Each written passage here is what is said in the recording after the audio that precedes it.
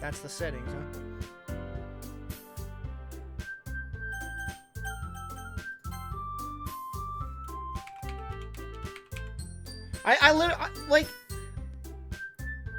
I'm kind of aware that this turns gory and weird, so it's like, it's not going to be very surprising to me, unfortunately. Oh gosh, do I really have to voice all these voices? I'm not going to get creative here, just to let you know. Hey! I see an annoying girl running toward me from the distance, waving her arms in the air like she's totally oblivious to any attention she might draw to herself. Waving her arms in the air like she just don't care. That girl is Sayori, my neighbor and good friend since we were children. You know, the kind of friend you never seen. You know, the kind of friend you never see yourself making today. But it just kind of works out because you've known each other for so long. We used to walk to school together on days like this, but starting around high school, she would oversleep more and more frequently, and I would get tired of waiting up. But if she's going to chase after me like this, I almost feel better off running away.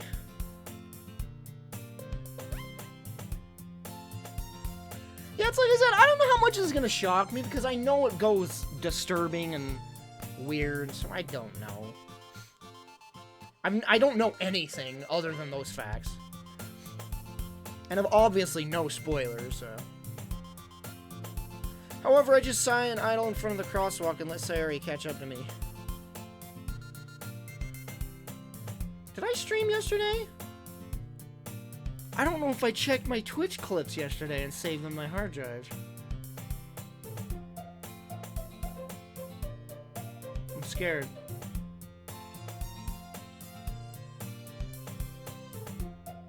I'm really scared now. Oh gosh.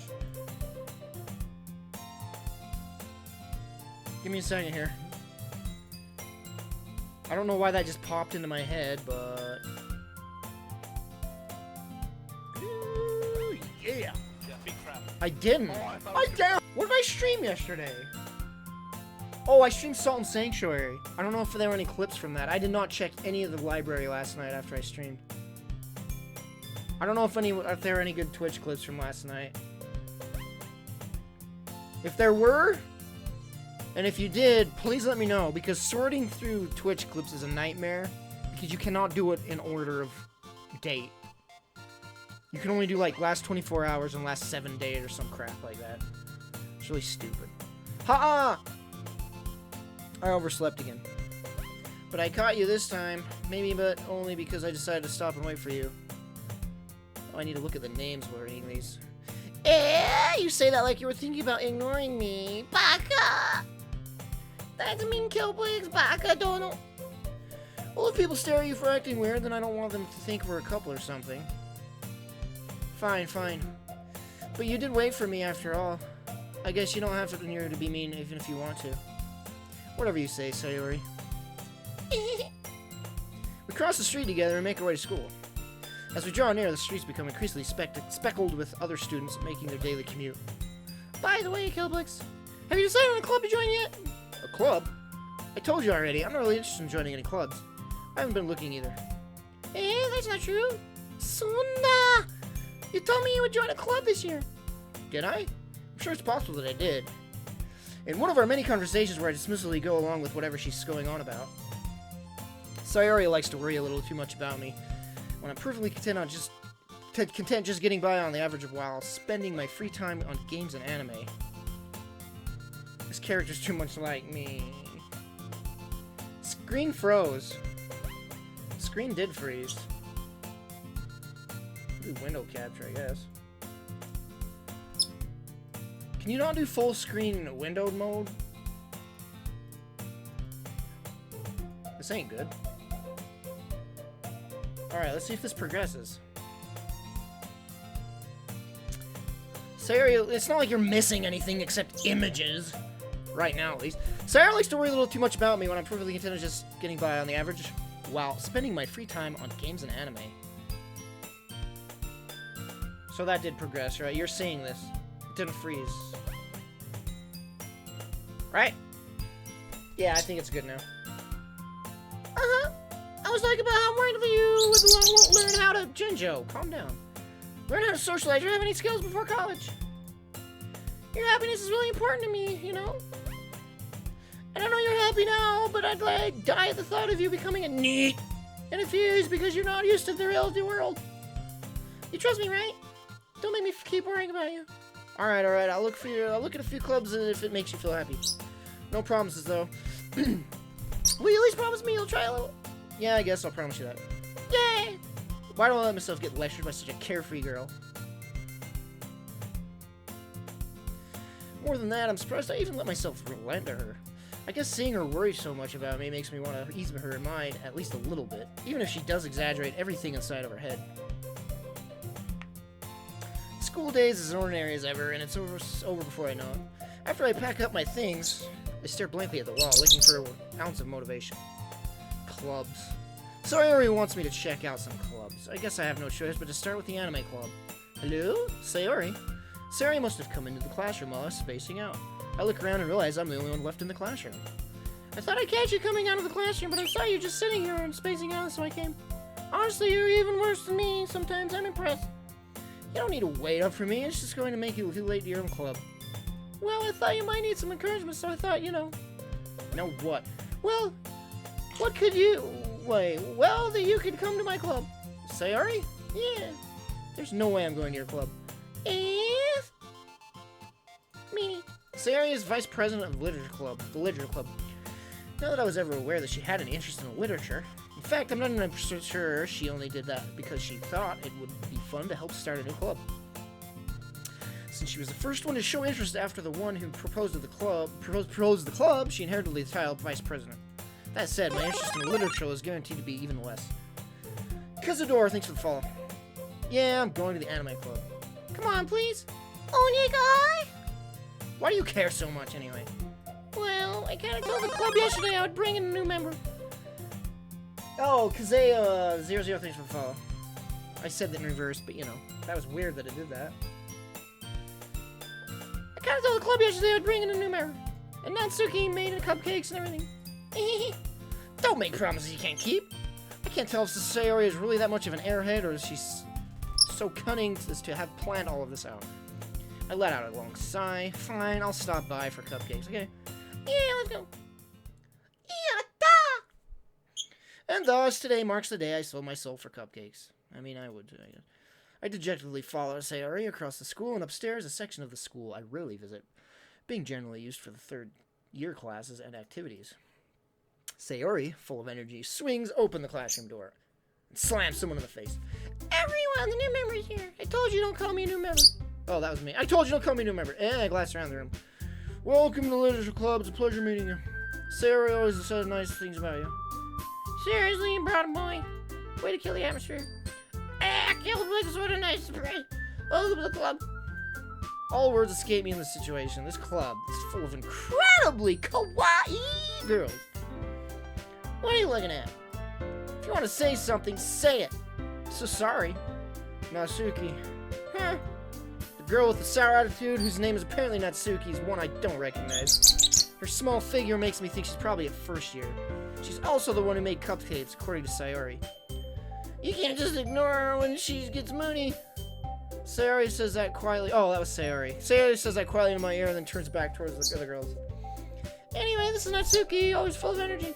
And this is Yuri, the smartest in the club. Don't say things like that. Yuri, who appears comparably more natural and timid, seems to have a hard time keeping up with people like Sayori and Natsuki. Well, it's nice to meet both of you. And it sounds like you already know Monoki, is that right? Wait. Oh, that was... Oh, gosh. That's right. Frickin' Lord. It's great to meet you again, Kilplix. Monoki smiles sweetly. So Monoki is a weird voice. They look the same! I don't know who's who anymore. We do know each other. Well, we really talked, but we're in the same class last year. Monoki was probably the most popular girl in popular girl in class. Smart, beautiful, athletic. Basically, completely out of my league. So having her smile at me gently makes me feel a little... You too. Come sit down, Kilplix. We made room for you at the table so you can sit next to me or Monica. I'll get the cupcakes. Hey, I made them. I'll get them. Sorry, I got a little too excited. Then how about I make some tea as well? The girls have a few desks arranged to form a table. Wait, there's 4, right?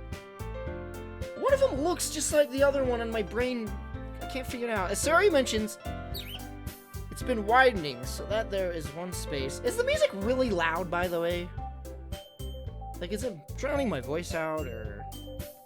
That's right, it's okay, right? As Sayori mentioned, it's been widened, so there's one space next to Monica, and one space next to Sayori. Natsuki and Yuri walk over to the corner of the room, where Natsuki grabs a wrapped tray and Yuri opens a closet. Still feeling awkward, I take a seat next to Sayori. Natsuki proudly marches back to the table, tray in hand. Okay, are you ready? Ta-da! Whoa! Natsuki lifts the foil off the tray and reveals a dozen white, fluffy cupcakes, decorated to look like little cats. The whiskers are drawn with icing, and the little pieces of chocolate were used to make ears. Billy205, thanks for the follow. So kawaii! I had no idea you're so good at baking, Natsuki. Alright, that's the dumb-voiced one. Okay. Yeah, well, you know. Just hurry and take one. Sayori grabs it first, then Monica. I follow. It's delicious! Sayori talks with her mouth full and has already managed to get icing on her face. I turn the cupcake around and my fingers are looking for the best angle to take a bite. Natsuki is quiet. Dun dun dun! My heart goes Doki Doki. I can't help but notice her sneaking glances in my direction. Dun dun dun! Is she waiting for me to take a bite? Oh, dun dun dun! I finally bite down. The icing is sweet and full of flavor. I spit it out in her face. The end. Credits roll. Thanks for watching. See you next time. Oh, wrong one. The icing is sweet and full of flavor. I wonder if she made it herself. This is really good. Thank you, Natsuki. Why are you thanking me? It's not like I like. Baka! Haven't I heard this somewhere before? Made them for you or anything. Yeah? I thought you technically did. Sayori said, well, maybe. But not for you, you know, you dummy. Oh, she's so tsundere. Tsundere. Alright, I give up on Natsuki. Weird logic and dismiss the conversation. Yuri returns to the table carrying a tea set. She carefully places a teacup in front of each of us before setting down the teapot next to the cupcake tray. You keep a whole lot of tea set in this classroom? Oh, that's me. I hate when it shows the image and then the audio and the dialogue. I think it's that person talking. That's me talking. You keep a whole tea set in the classroom? Don't worry, the teacher gave us permission. After all, doesn't a hot cup of tea help you enjoy a good book? I guess. Don't let yourself get intimidated, Yuri. I'm just trying to impress you. Yeah? That's not... Insulted, Yuri looks away. I meant that, you know... I believe you. Well, teen reading might not be a pastime for me, but I at least enjoy tea. I'm glad. Yuri faintly smiles to herself in relief. Monica raises an eyebrow, then smiles at me. So, what made you consider the literature club? I was afraid of this question. Something tells me I shouldn't tell Monica that I was practically dragged here by Sayori. Well, I haven't joined any clubs yet, and Sayori seemed really happy here, so... That's okay, don't be embarrassed. Well, make sure you feel at home, okay? As president of the literature club, it's my duty to make you fun and exciting for everyone. Monica, I'm surprised. How come you decided to start your own club? You could have probably be a board member for any of the major clubs. Weren't you leader of the debate club last year? Well, you know, to be honest, I can't stand all the politics around the major clubs. It feels like nothing but arguing about the budget and publicly and how to prepare for events. I'd much rather take something I personally enjoy and make something special out of it. And if it encourages others to make into literature, then I'm fulfilling that dream. Why do I feel like I'm talking like Aaron when he's doing that stupid... I'm doing the Aaron voice. I'm Egoraptor. I'm doing that stupid hillbilly whatever voice. Petey Dee. I just realized that's the exact voice. Petey Dee. I've never even tried to do that voice before. Oh my gosh. Monica really is a great leader. Yuri also nods in agreement. Then I'm surprised there aren't more people in the club yet. Must be hard to start a new club. You could put it that way. Not many people are very interested in putting out the effort to start something brand new. Especially when it's something that doesn't grab your attention like literature. You have to worry hard and convince people that you're both fun and worthwhile. But it makes school events, like festivals, that much more important. I'm confident that we can all really grow this club before we graduate. Right, everyone? Yeah. We'll do our best. You know it. Everyone enthusiastically agrees. Such different girls, all interesting in the same goal. Who do I choose? Harem anime tropes. I hate anime. I hate harem anime is the worst. Can I just say that right now? Okay. Monica must have worked really hard just to find these three. Maybe that's why they were all so delighted by the idea of a new member joining. Though I still don't really know if I can keep up with her level of enthusiasm about literature. So, Kilplix, what kinds of things do you like to read? Well, considering how little I've read these past few years, I don't really have a good way of answering that. Manga? I mutter quietly to myself, half joking.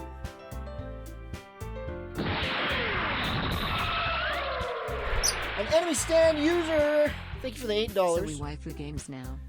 Man, I guess. I mutter quietly to myself, half joking. Natsuki's head suddenly perks up. It looks like she wants to say something, but she keeps quiet. You're not much of a reader, I guess. Well, that can change.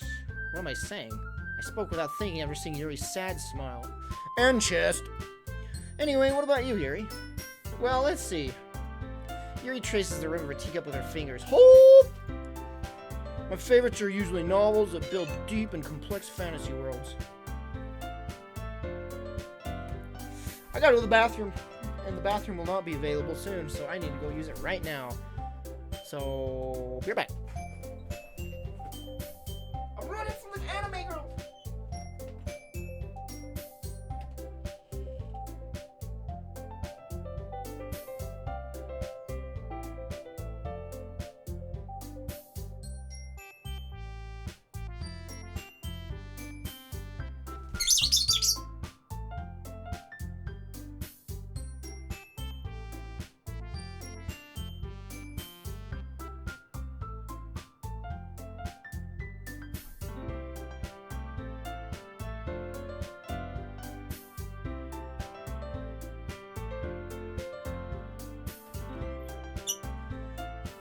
Bathroom's not available and they said it would be and I gotta pee. Well, no bathroom for me. Alright. My favorites are usually novels that build deep and complex fantasy worlds. The level of creativity and craftsmanship behind them is amazing to me. And telling a good story in such a foreign world is equally impressive. Yuri goes on, clearly passionate about her reading. She seems so reserved and timid since the moment I walked in, but it's obvious by the way her eyes light up that she finds her comfort in the world of books, not people. Hey, that's me with video games. But you know, I like a lot of things. Stories with deep psychological elements usually immerse me as well. Isn't it amazing how a writer can so deliberately take advantage of your own lack of imagination to completely throw you out of a loop? Anyway, I've been reading a lot of horror lately. I read a horror book once. I desperately grasped something I can relate to at the minimum level. At this rate, Yuri might as well be having a conversation with a rock. Never mind, I'm not saying that. Monica, really? I would have expected that, Yuri. For someone as gentle as you. You barely know me. I guess you could say that. Oh, she's talking to Yuri, not Kilplix. Frickin'. She's the murderer. Alright, she's the murderer. Calling it now. She's gonna murder everybody. But if a story makes me think or takes me to another world, then I really can't put it down. She's the murderer. It's all her. She's gonna kill everybody. I know it. Surreal horror is often very successful at changing the way you look at the world, if only for a brief moment. Ugh, I hate horror. Oh, what is that? Well, Natsuki eyes dart over for me for a split second. Never mind. That's her voice from now on. That's a perfect voice for her. That's right. You usually like to write about cute things, don't you, Natsuki? What? What gives you that idea? You left a piece of scrap paper behind the little club last club meeting. It looked like you were working on a poem called... Don't say it out loud. Give that back. Fine. Your cupcakes, your poems. Everything you do is just as cute as you are. Sarah settles up behind Natsuki and puts her hands on her shoulders. No one told me there'd be physical contact in this game. I am okay with this. I'm not cute. Natsuki, you write your own poems? Oh, that's Kilplix. Natsuki, you write your own poems? Well, I guess sometimes. Why do you care? I think that's impressive. Why don't you share them sometime? No. Natsuki averts her eyes. You wouldn't like them. Not very confident writer yet. I understand how Natsuki feels. Sharing that level of writing takes more than just confidence. The truest form of writing is writing with oneself. You must be willing to open up to your readers, exposing your vulnerabilities and showing even the deepest reaches of your heart. Do you have writing experience too, Yuri? Maybe if you share some of your work, you can set an example and help Natsuki feel comfortable enough to share hers. I guess it's the same for Yuri. I want to read everyone a poem. We all sit in silence for a moment. Okay, I have an idea, everyone. Huh? Natsuki and Yuri look quizzically at Monika. Let's all go home and write a poem of our own. Then, next time we meet, we'll all share them with each other. That way, everyone is even. Yeah, let's do it. Plus, now that we have a new member, I think it will help us all get a little more comfortable with each other and strengthen the bond of the club. Isn't that right, Kilplix? Monika smiles warmly at me once again. Hold on, there's still one problem. Yeah, what's that? I haven't joined the club! Bash all their heads together. Now that we're back in the original topic of me joining the club, I bluntly come forth with what's been on my mind the entire time. I never said I would join this club. Sayorists may have convinced me to stop by, but I never made any decision. I still have other clubs to look at, and I lose my train of thought. All four girls stare at me with dejected eyes. But... I'm sorry, I thought... Kilplix. You all... I'm defenseless against these girls. Oh, this is rough. How am I supposed to make a clear-headed decision when it's like this? That is, if writing poems is the price I need to pay in order to serve. To spend every day with these beautiful kawaii girls. Right. Okay, I've decided then. I'll join the literature club. One by one, the girls' eyes light up. Yeah, I'm so happy. Sarah wraps her arms around me, jumping up and down. Hey, you really did scare me for a moment. If you really just came for the cupcake, I would be super pissed. Then that makes it official. Welcome to the literature club. Thanks, I guess. Okay, everyone. I think with that, we can officially end today's meeting on a good note. Everyone, remember tonight's assignment. Write a poem to bring the next meeting so we can all share. Monika looks over at me once more. Kilplix, I look forward to seeing how you express yourself. No, you don't want to see that. Yeah. Can I really impress the class star Monika with my mediocre writing skills? I already feel the anxiety welling up inside me. Meanwhile, the girls continue to chit-chat as Yuri and Natsuki clean their food. Hey, Kilplix, since we're already here, do you want to walk home together? That's right, Sayori and I never walk home together anymore because she's always stayed after school for clubs. Sure, might as well.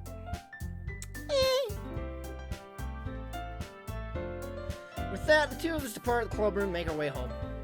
The whole way, my mind wanders back to the forth between the four girls. Sayori, Natsuki, Yuri, and of course, Monika. By the way, she's my favorite, just pointing that out. And she's gonna kill everybody. She's gonna kill everybody. That's unfortunate. Will it really be happy spending every day after school in a literature club? Perhaps I'll have the chance to grow closer to one of these girls. It'll be her. Alright, I'll just need to make the most of my circumstances, and I'm sure good fortune will find me. And I guess that starts with writing a poem tonight.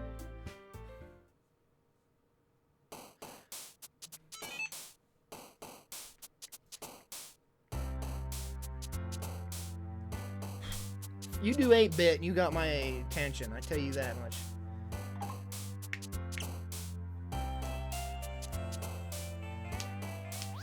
Gosh dang, this is good music.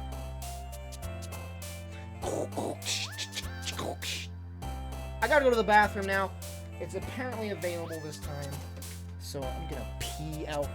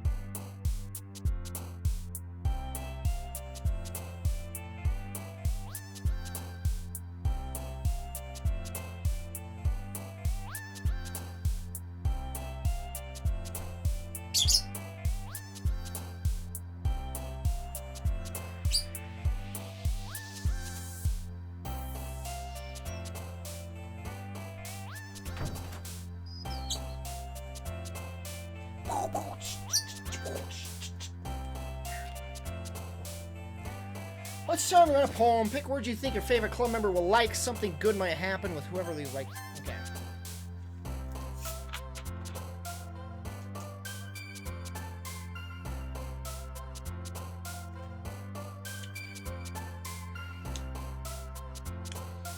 Wait, so...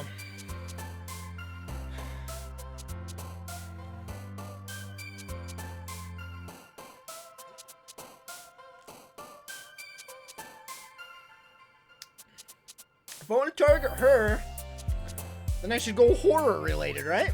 Anyway, she like fantasy, right? So let's see. Oh, this music right now is awesome.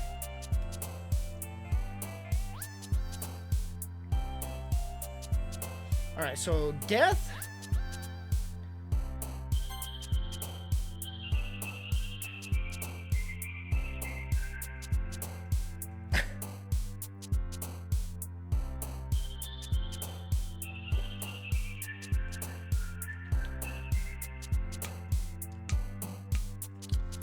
There's no, like, fantasy stuff. It's all, like... What would be fantasy? Destiny? Yeah, Destiny.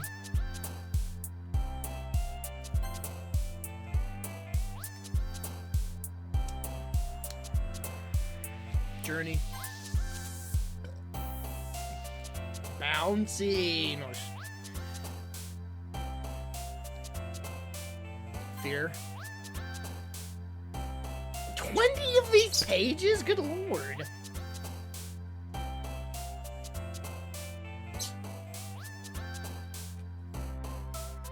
almost feel like I have to do Whistle. Even though that probably wouldn't target her.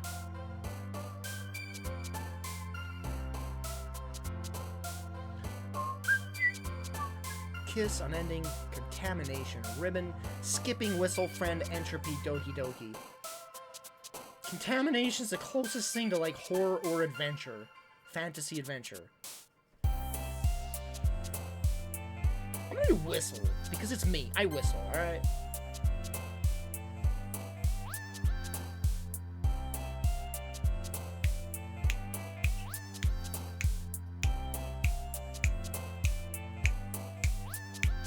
Man, I don't frickin' know. Unrestricted lord.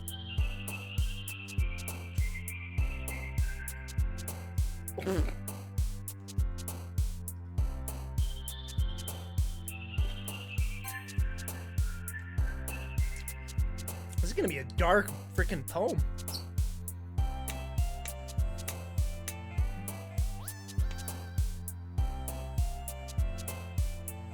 Peaceful, nibble, forgive, nibble. I like that word.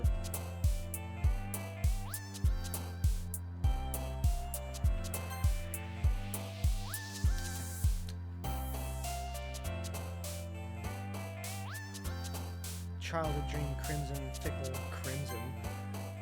Dazzle flower, bed cry, spinning party, fester fun, kawaii holiday. I want a kawaii holiday. Fester? This is too dark, man.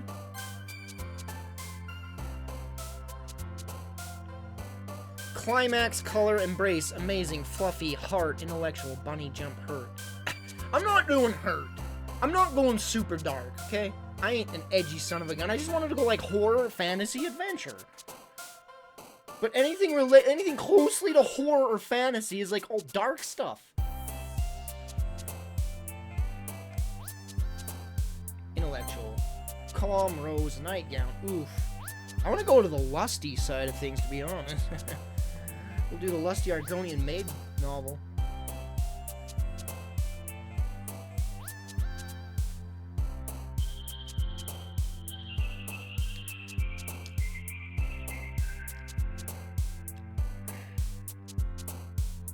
Calm rose, passion nightgown, beauty, peace, skirt, tragedy. I don't want to do the dark, edgy crap, but it's all I can think of that would target that girl specifically.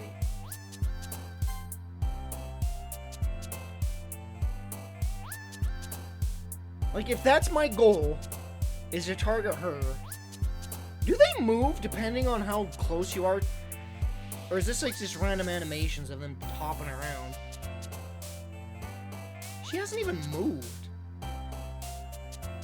Oh, there she goes. Breathe, lipstick, hope, philosophy, vanilla, hop, determination, charm, twirl. Termination? Philosophy. Oh, she jumps when you get the... Okay, I see. They hop when you do the right one. Can I go back?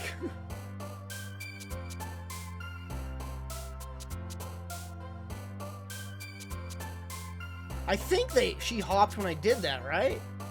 Let's see. Valentine Essence, Joy Cheeks, Rainbow Flea, Starscape, Clumsy, Love Tears. Man, I'm like 14 and I'm just realizing this crap. Starscape. Yeah! Suicide, Scars, Dance, Hair, Landscape, Disarray, Misfortune, Awesome, Sweet Bubbles.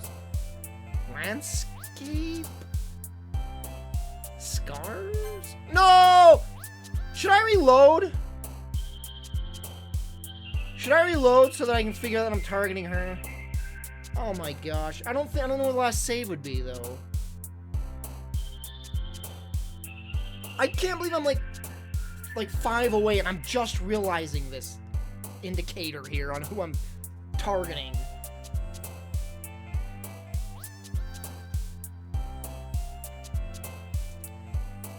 Flying. No! I'm targeting the other girl! Heads off fantasy. There we go. What? A target of the what? She's a fantasy! And more grief. It's all her! Frightening. That'll be her, right? Yes. Universe. Summer. Promise. Email. Unstable. Excitement. Shame. Ah.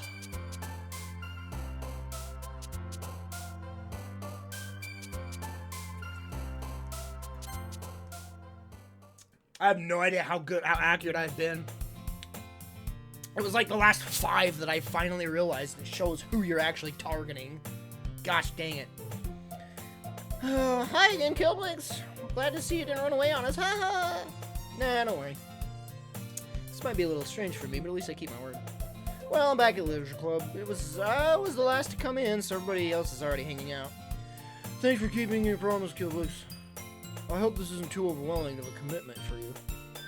Making you dive headfirst into literature when you're not accustomed to it.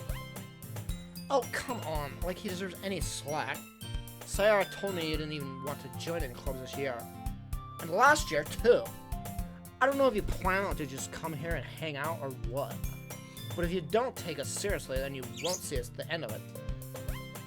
Natsuki, you certainly have a big mouth for someone who keeps your manga collection in a club room. My Solona. Natsuki finds herself stuck between saying Monica and manga. Manga is literature. Swiftly defeated, Natsuki plops back into her seat. Don't worry, guys. Kilplix always gives it his best as long as he's having fun. He helps me with busy work without me even asking. Like cooking, cleaning my room, bathing, cleaning me. How dependable. Sarah, that's because your room is so messy, it's distracting. And I like cleaning you. And you almost set your house on fire once. Is that so? You two are really good friends, aren't you? I might be a little jealous. Don't worry. I'm going after you. Don't worry. How come you and Kilplix can become good friends now? Whoa! Whoa! She's blushing! Sayora. Oh, that's me. Sayori. Sayori. Dot. As usual, Sayori seems oblivious to the weird situation she's put me in. Oh, Larry even passing us something today, you know. Wait, Sayori. Eh? Me? Not really. Don't be shy. It's really nothing. What is it? Never mind. Sayori made it sound like it's a big deal when it's really not. What do I do? I'm sorry, Yuri, I wasn't thinking. I guess that means it's up to me to rescue this situation. Hey, don't worry about it. First of all, I wasn't expecting anything in the first place, so any nice gesture from you is a pleasant surprise. It'll make me happy no matter what. Is that so?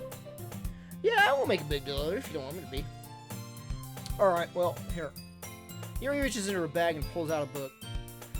I didn't want you to feel left out. I think I'm gonna change her voice. Like, she's the one I'm targeting. So, what should I make her voice?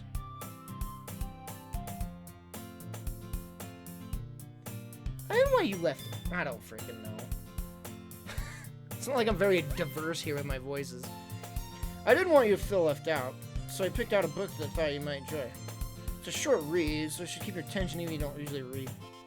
And we could, you know, discuss it at my place when my parents are gone. If you wanted. This is... How is this girl accidentally being so cute? She even picked out a book she thinks I'll like despite me not reading much. Yuri, thank you. I'll definitely read this. I enthusiastically take the book. Phew. Well, you can read it at your own pace. I look forward to hearing what you think. What am I gonna make her voice? I'm trying to think of a good voice for her. I don't know. Now that everyone's settled in, I expect Monica to kick off some scheduled activities for the club. But that doesn't seem to be the case. Sayori and Monica are having a very cheery conversation in the corner. Yuri's face is already buried in a book. I can't help but notice her intense expression like she's waiting for this chance. Meanwhile, Natsuki's rummaging around in the closet.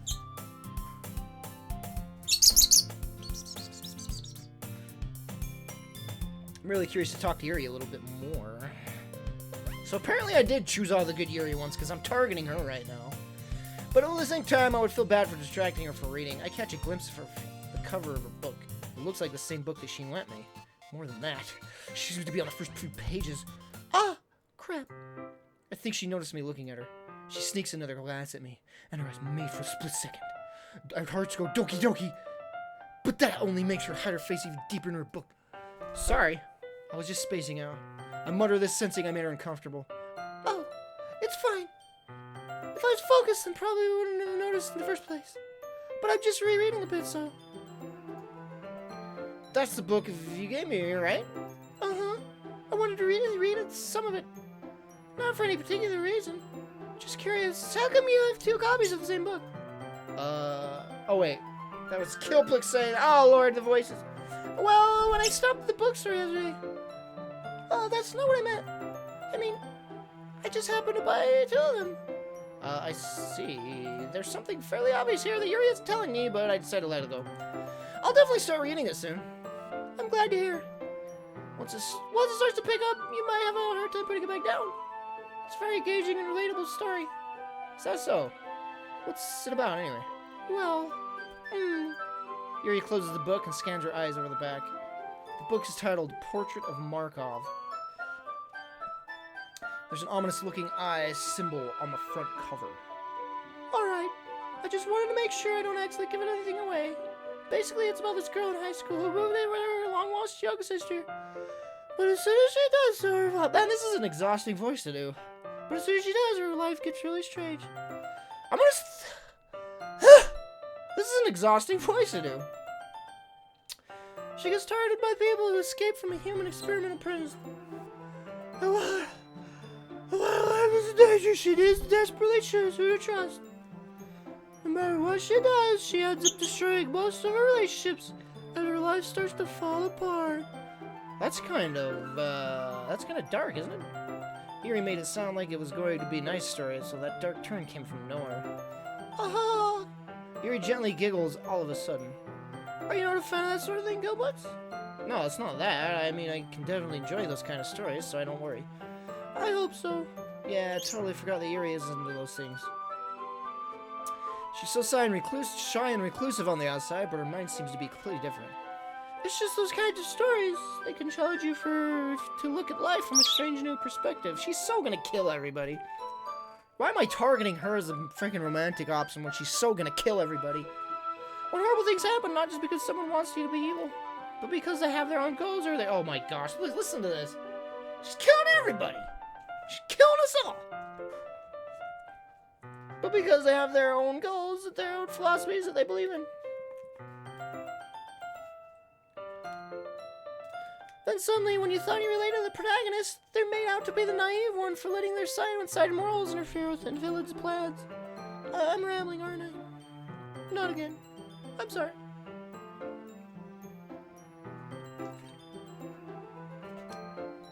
Hey, don't apologize. I haven't lost interest in anything.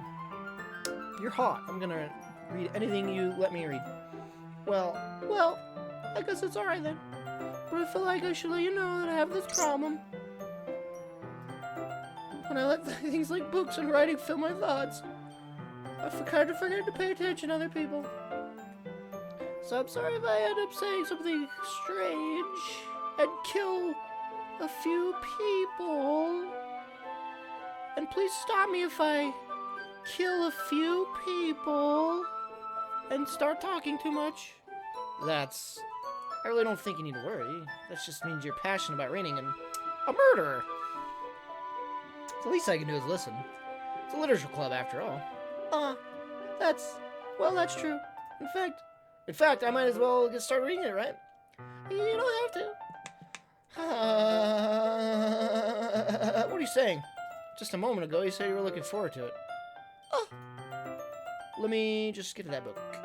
Quickly retrieve the book that I had put in my bag. Alright, it's fine if I see it, right? I slip into the seat next to Yuri.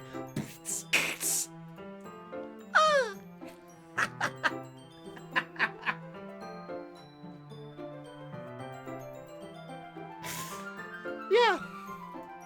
Are you sure? You seem a little apprehensive. I'm sorry.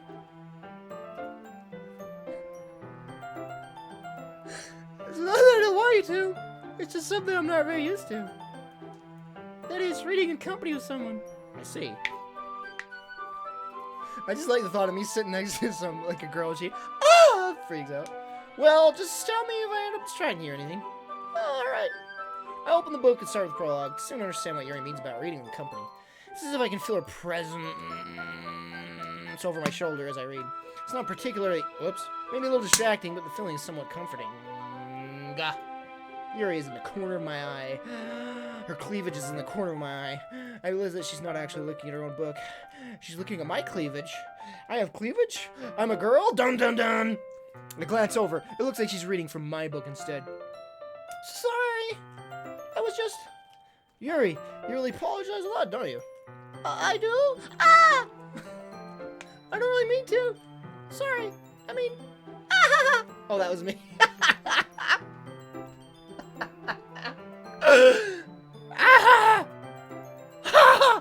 Here, this should work, right?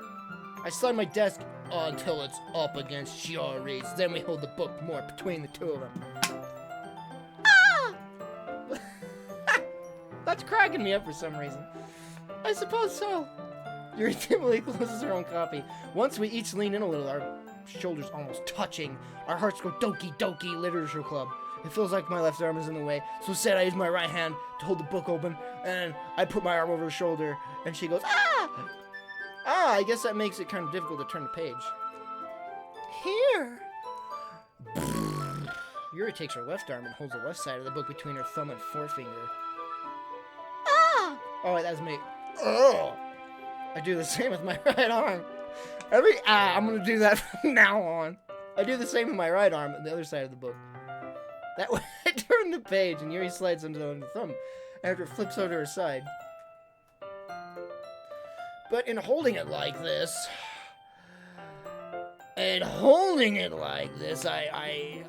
we're huddled even closer than before. It's actually kind of distracting me. I push her away, start reading it on myself, tell her to leave. This is if I can feel warmth of Yuri's face and she's in the corner of my vision. Are you ready? Eh? To turn the page. Sorry. I think I got a bit distracted for a second. You see, I'm staring at your boobs. Boobs, not face. I glance over Yuri's face again and our eyes meet. I don't know how I'll be able to keep up with her. Ah! That's okay. You're not used to reading, right? I don't mind being patient if it takes you a bit longer. It's probably the least I can do, since you've been so patient with me. Wow, wow, wow, wow. Yeah. This is like too ham-fisted, good lord. We continue reading. Yuri no longer... That's anime, though. What am I saying? Yuri no longer asks me if I'm ready to turn the page. Instead, I just assume that she finishes the page before me, so I turn it on my own violation. And I don't even read it anymore. We continue the first chapter in silence. Even so, turning each page almost feels like an intimate exchange. My thumb gently letting go to the page, letting it flutter over the side. She catches it under her own thumb. Hey, Yuri. This might be a silly thought, but take your shirt off. The main character kind of reminds me of you a little bit. You think so? How does she? Well, I guess she's more blunt in a lot of ways, but she also second guesses a lot of the things that she says and does. Like she's afraid she'll do something wrong. It's not like I can see into your head or anything, but I can see into your shirt, blouse, and that's a nice bra, but they're kind of reminiscent of something of your mannerisms. I see. Yuri remains silent for a moment. But Kilplix, that's probably a terrible thing to have in common with her. That's so embarrassing that you think that. Wait, I didn't mean to in a bad way or anything. Sorry, I didn't... Oh, that's me. Sorry, I didn't really know you were self-conscious of that sort of thing. ... I guess I more meant that it's kind of kawaii. Ah! What are you saying all of a sudden? I... Okay, everyone. Ah! This is so, like... It's not gently nudging into the direction, it's just like, punching you into the frickin' situation. Just right in your face. I think it's about time we share today's poem with each other. Might not have enough time, but if we wait too long. Ah! Yuri excels, spared from finishing her thought. Is that alright, Yuri? You look kind of down. Sorry, I haven't been looking for you to this. Ah! It's not. Good lord with the ahs. It's fine. Yuri raises her hand from the book, causing it to close on top of my thumb. Itayo! Alright. I guess I'll do some more reading tonight. Or would you prefer I only read it with you? Doki Doki Doki. I guess I don't have too much of a preference either way. In that case, I'll read a little more tonight. It'll be more fun to read with you after it picks up a bit, you know? That's good reasoning. In that case, feel free to finish the first 2 chapters in your own time. Alright. I stand up. I quickly sit back down. I have to sit down for a long time before I can stand back up again, and then I stand up. I make a mental note of where I left off in the book, then I slip it back into my bag. By the way, did you remember to write a poem last night? Yeah. My relaxation ends. I can't believe I agreed to do something so embarrassing. Couldn't really find much inspiration since I've never really done this before. Well, now that everybody's ready, why don't you find someone to share with? I can't wait. Sayori and Monica enthusiastically pull out their poems. Sayori is on a wrinkled sheet of loose leaf torn from a spiral notebook. On the other hand, Monica wrote hers in a composition notebook. I can already see Monica's pristine handwriting where I sit. I like how Monica's like this proper lady, and I give her the stupidest voice. Natsuki and Yuri luckily comply as well, reaching into their bags.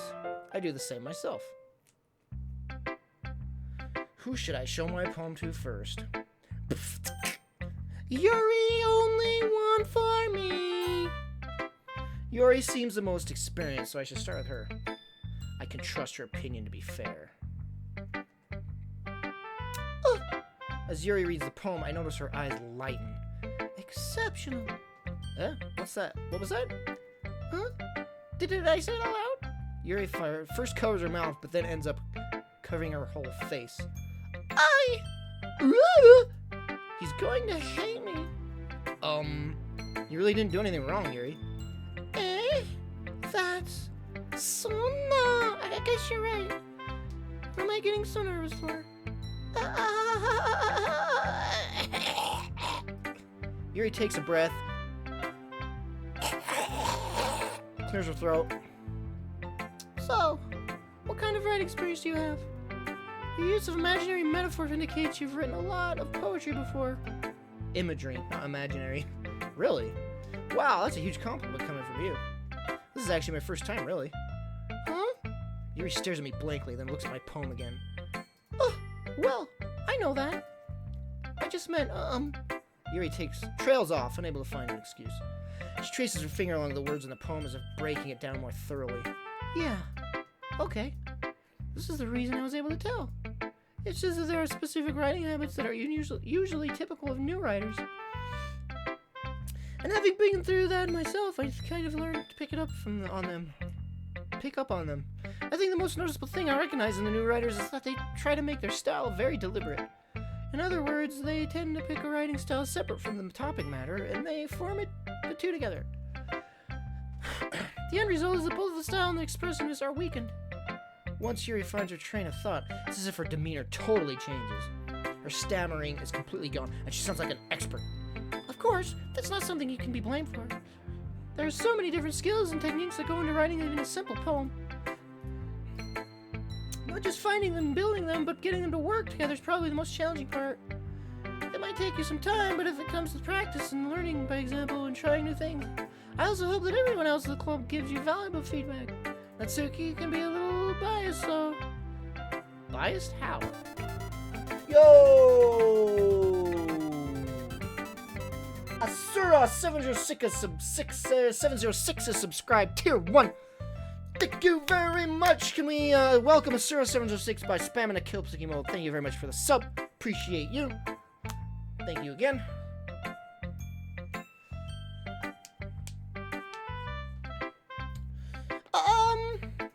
Well, never mind. I shouldn't be talking about people like that. Sorry. It's fine. I'm not sure if Yuri is apologizing herself to me or to Natsuki. Do you mind if I read your poem now? Please do. I'd love to share my thought process behind it. Yuri smiles dreamily as if it's a rare opportunity for her. Which itself is kind of funny. After all, isn't this supposed to be a literature club? Ghost under the light. The tendrils of my hair illuminate beneath the amber glow. Bathing. It must be this one. The last remaining streetlight have withstood the test of time. The last yet to be replaced by the sickening blue hue of the future. I bathe. Calm. Breathing air of the present, but living in the past. The light flickers. I flicker back. I'm sorry, I have such terrible handwriting. What? I wasn't thinking of that at all. But it took you a long time to read it. I don't know how to read, so, you know. Well, I just don't read the script very often. I actually think your handwriting's pretty... That's a relief. Also, I like the poem. Even though it's short, it was really descriptive. It wasn't too short. I usually write longer poems. Not at all. I'm really glad you liked it. I'll be honest. Since it's our first time sharing, I wanted to write something a little more mild. Something easy to digest, I suppose. This music's so loud and like it's distracting me. I'm gonna need to turn the music down. In fact, I can do it right now.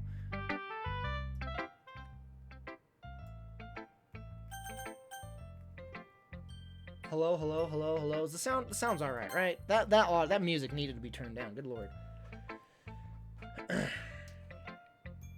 Asura, congratulations on the promotion. Are you into ghosts, Jerry? Hoo. Actually, the story isn't about ghosts at all, Kilplix. Really? I must have totally missed the point. Well, I suppose you did only glance over it after all.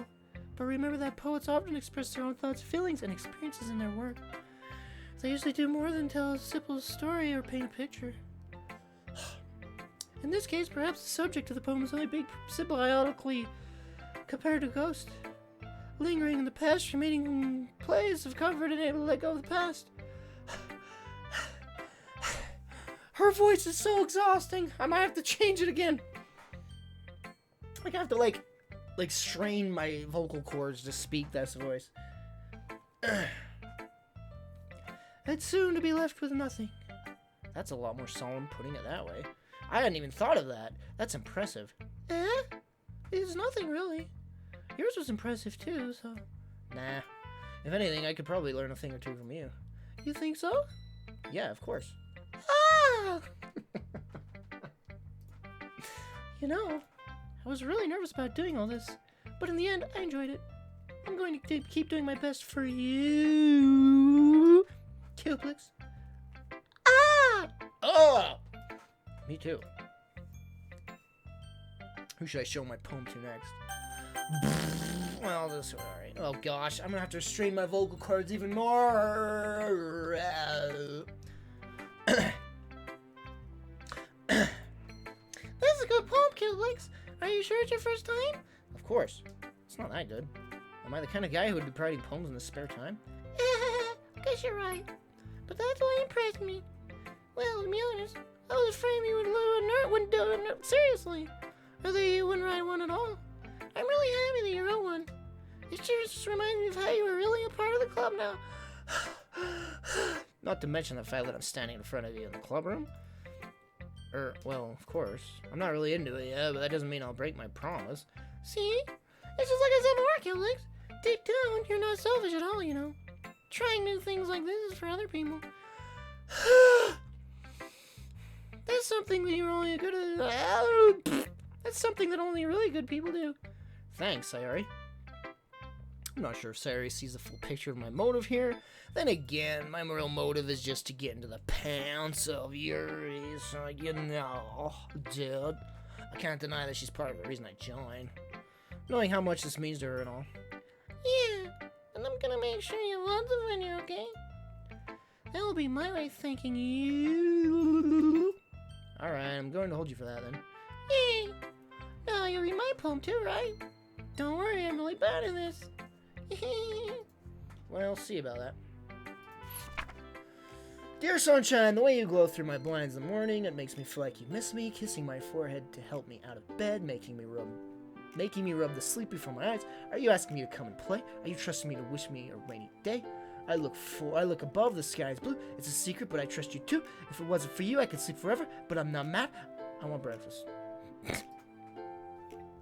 Sayori, this is just a guess, but did you wait until this morning to write this? No, just a little bit. You can't answer just a little bit to an answer. Oh, that's me. You can't answer just a little bit to a quite yes or no. I forgot to do it last night. Well, at least it makes me feel a little bit better about myself. Don't be mean. I still try my best. Yeah. I didn't mean to say that was a bad poem. It came out nice, or should I put it... It sounds just like you. Really? Yeah.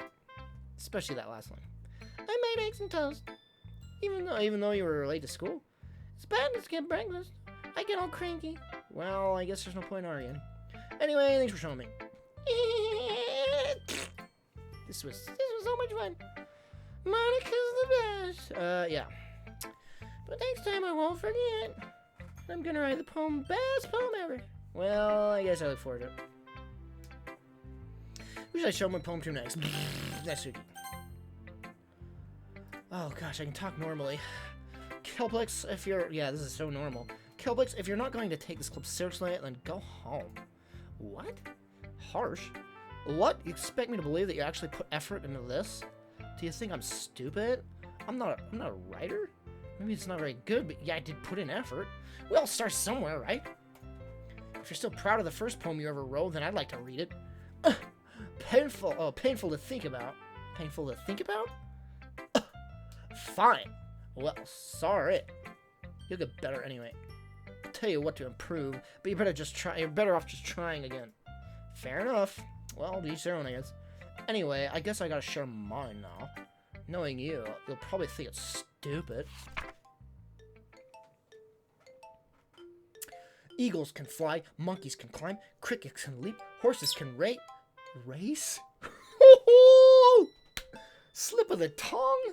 Jeez, all frick-offs. Horses can race, owls can seek, cheetahs can run, eagles can fly, people can try. But that's about it. Hey, the music's different right there, I just realized. Yeah, I told you that you weren't gonna like it. I like it. What? Just be honest. I am. Why are you so convinced that I wouldn't like it? Well, because everyone in school, high school thinks I'm writing has to be all sophisticated and stuff. So people don't even take my writing seriously. But isn't the point of poems for people to express themselves? Oh, that's me. Isn't the point of poems to express themselves? Your writing style wouldn't make your message any less valid. Yes, exactly. I like when it's easy to read, but it's hits you hard. Like in this poem, seeing everyone around you do great things can be really disheartening. So I decided to write about it. Yeah, I understand. But the other nice things about simple writing is that it puts more weight on the wordplay. Like I set up for a rhyme at the end, but then I made it fall flat on purpose. It helps bring out the feeling on the last line. So you did. I guess more went into it than I realized. That's what it means to be a pro. I'm glad you learned something. Didn't expect that from the youngest one here, did you? Yeah, I guess not. I decided to humor her with the last comment. I don't really care about everyone, but if you ask who's feeling proud, then I won't take it away from her. Oh, I can press spacebar. I don't have to click my stupid mouse. Oh, just click that frickin'. Hi, Kilplix. Having a good time so far? Yeah. Good. Glad to hear it. Wait, how's her voice? Redneck-ish, I guess. By the way, since you're new and everything, if you ever have any suggestions for the club, like new activities or things we can do better, I'm always listening. Don't be afraid to bring things up, okay? Alright, keep that in mind. Of course I'll be afraid to bring things up. I'm much better. I'm just going with the flow. I'm more settled in. Before I'm more settled in. Anyway, want to share your poem with me? It's kind of embarrassing, but I guess I have to. Oh, it's kind of embarrassing, but I guess I have to. Quit biting me! Don't worry, Kilplix. We're all a little embarrassed today, you know? But it's that sort of barrier that we're all learning to get past soon. Yeah, that's true. I had Monica in my poem. Great job, Kilplix. I was going, oh, in my head while reading it. It's really metaphorical. I'm doing the stupid airhead girl voice. What does a redhead talk like? My brain died. It's really metaphorical. How do they pronounce it? Metaphorical. I'm not sure why, but I didn't expect you to go for something so deep. I guess I underestimated you. It's easiest for me to keep everyone's expectations low. That way it always counts when I put in some effort. That's not very fair. Well, I guess it worked anyway. You know what Yuri likes this kind of writing, right? Writing that's full of imagery and symbolism. Unlike Sayori, who likes using simple and direct words to describe happiness and sadness. Yuri likes it when our readers are left to derive their own meaning out of it. It's very challenging to write. Oh lord, but allowing people to get something out of it just feels. both allowing people to get something out of it just by feel, or letting them deeply analyze. Quit the mashing the spacebar on accident. It can take years of practice, which I'm assuming Yuri has at this point. I never really asked that. I'm sure I'm nowhere near her level yet. Don't worry, I'm so much about that. You do your own thing. Just keep exploring and learning by trying new things. I'm sure I'll end up trying different things a lot. It could take a while before I feel comfortable doing things. That's okay. I'd love to see you try new things. That's the best way to find the kind of style that suits you. Everyone else might be a little biased towards their kinds of styles, but I'll always help you find what suits you the most. Whoa! So don't force yourself to ride the way everyone else wants you to ride. Stop legging me! Lord almighty! It's not like you have to worry about impressing them or anything.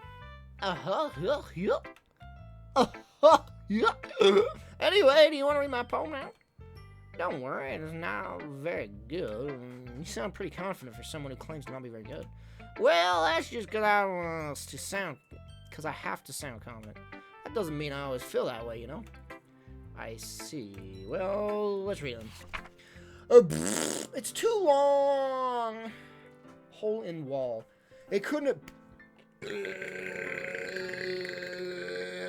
have been me. See the direction the sparkle protrudes? A noisy neighbor? An angry boyfriend? I'll never know it wasn't home. I wasn't home. I peer inside for a clue. No, I can't see. I real blind like a film left out in the sun. But it's too late. My retinas already scorched with permanent copy of the meaningless image. It's just a little hole. It wasn't too bright. It was too deep. Stretching forever into everything. A hole of infinite choices. I realize now that I wasn't looking in. I was looking out. And he, on the other side, was looking in. So, what'd you think? It's very freeform, if that's what you call it. Sorry, I'm not really the right person to ask for feedback. Yeah, it's okay. Yeah, that kind of style has gotten pretty popular nowadays. That is, a lot of poems have been putting emphasis on time in between words and lines. When performed out loud, it can be really powerful. What was the inspiration behind this one? Well, I'm not sure if I know how to put it. I guess you could say I had some kind of epiphany recently. Been influencing my poems a bit. An epiphany? Yeah, well, something like that. Kind of nervous to talk about deep stuff like that because it's kind of coming on strongly. Maybe after everyone is better friends with each other. Anyway, here's Monica writing a tip of the day. Sometimes when you're writing a poem or a story, your brain gets too fixated on a specific point. If you try so hard and you get so far, in the end it doesn't even matter. But if you try so hard to make it perfect, then you'll never make any progress. Just force yourself to get something down on paper and tidy it up later. Another way to think about this is if you keep your pen in the same spot for too long, you'll just get a big dark puddle of ink. So just move your hand and go with the flow. That's my advice for today. Thanks for listening.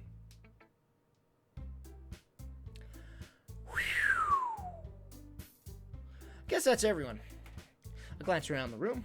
That was a little more stressful than I anticipated. It's as if everyone is judging me for my mediocre writing abilities. You know, they're just being nice. There's no way poems can stand up to theirs. There's no way my poems can stand up to theirs. This is a literature club after all. I sigh. I guess that's what I ended up getting myself into. Across the room, Sayori and Monica are happily chatting. My ass land on Yuri and Natsuki. They gingerly exchange sheets of paper, sharing perspective poems. As they read in tandem, I watch each of their expressions change.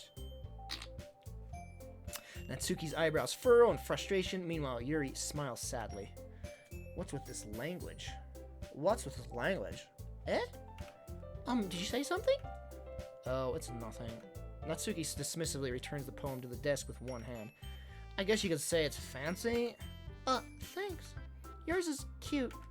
Cute? Did you completely miss the symbolism or something? It's clearly about the feelings of giving up. How can it be cute? I know that. I just meant the language, I guess. I was trying to say something nice. Huh?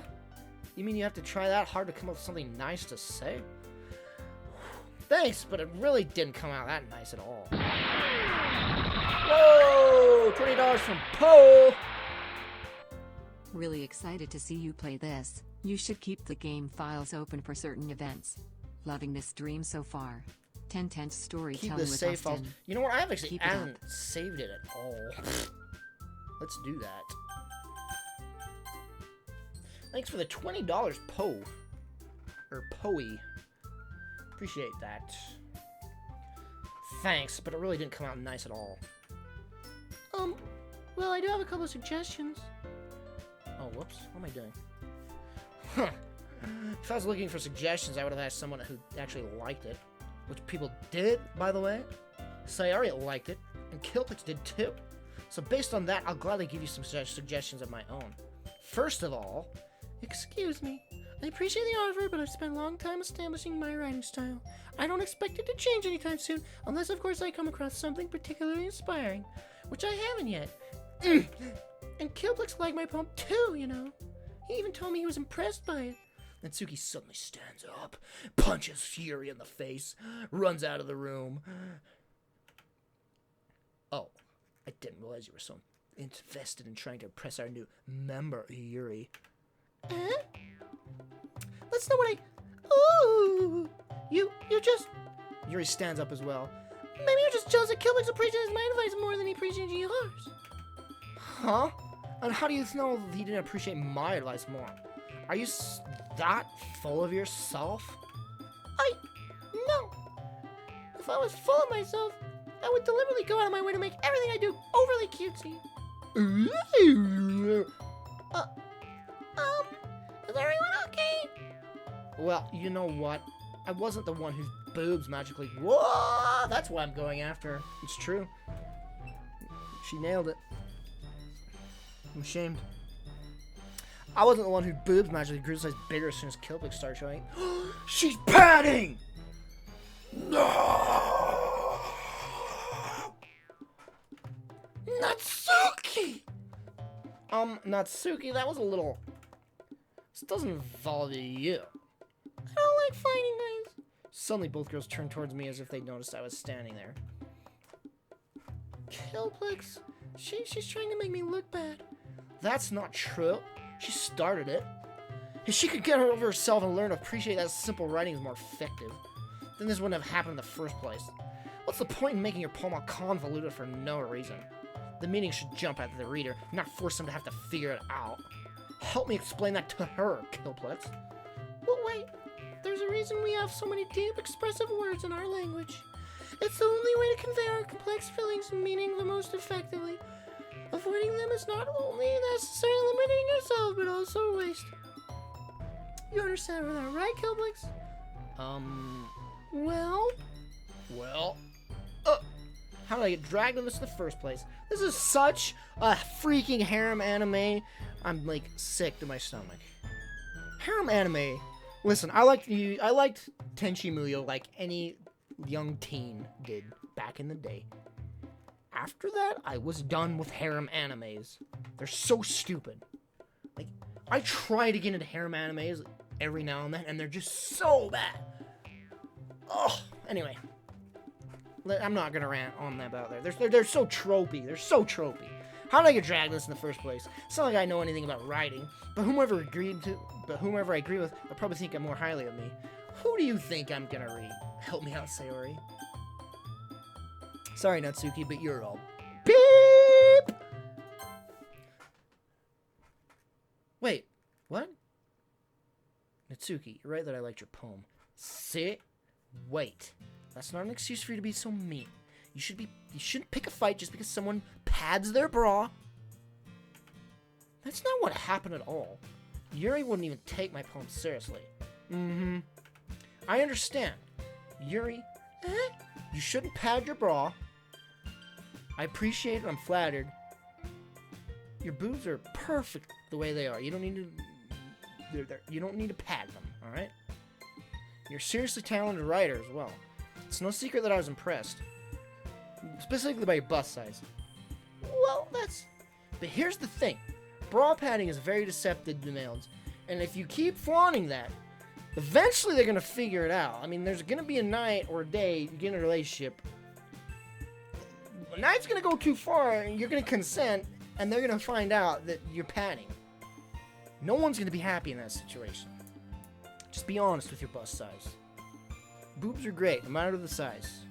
I like big boobs, but, you know, I like tiny boobs, too. They're great. So, stop patting. That's the point. And also, no matter how simple or refined someone's writing style is, they're still putting feelings into it, and it becomes something really personal. That's why Natsuki felt threatened, and when you said her poem was cute. I see. I won't pat anymore. I didn't notice that. I'm sorry. By the way, ooh. But Natsuki, you took it way too far. Yuri means well, and if you just told her how you felt, then this wouldn't have happened in the first place. Are you kidding? That's exactly what I did. Oh, I was reading that. Whatever. It was her that. Natsuki, I think that's enough. You both said some things you didn't mean. Yuri apologized. Don't you think you should too? Natsuki clenches her fist. In the end, it didn't even matter. Nobody has taken her side. She's trapped at this point, being defiant only because she can't handle the pressure. I even end up feeling bad for her. Sometimes when I'm hurt, it helps to walk away and clear my head. Sorry, she doesn't need to. You know what? I'm going to do that. It'll spare me from having to look at all your faces right now. Without warning, Natsuki snatches her own poem up from the desk and storms out. On her way out, she crumples up the poem in her hand and throws it in the trash. And then she pulls out her padded bra and she throws it in the trash. Dun dun dun, plot twist, she was padding as well. Natsuki? She really didn't mean to do that. I look across the room. Yuri has her chin buried in her hands while she stares down at her desk and her padded chest. I gingerly approach her and sit in the adjusted chair. Sigh. Everything alright? I'm so embarrassed. I can't believe I acted like that. You probably hate me now. No. Yuri! How could anyone not have gotten frustrated after being treated like that? You handled it as well as anyone could. I don't think any less of you. I love you. You don't need a pad either. Well, alright, I believe you. Let's make out. Thanks, Kilplix, you're too kind. I'm thankful to have you part of this club now. It's nothing. One more thing. That one thing that Natsuki said?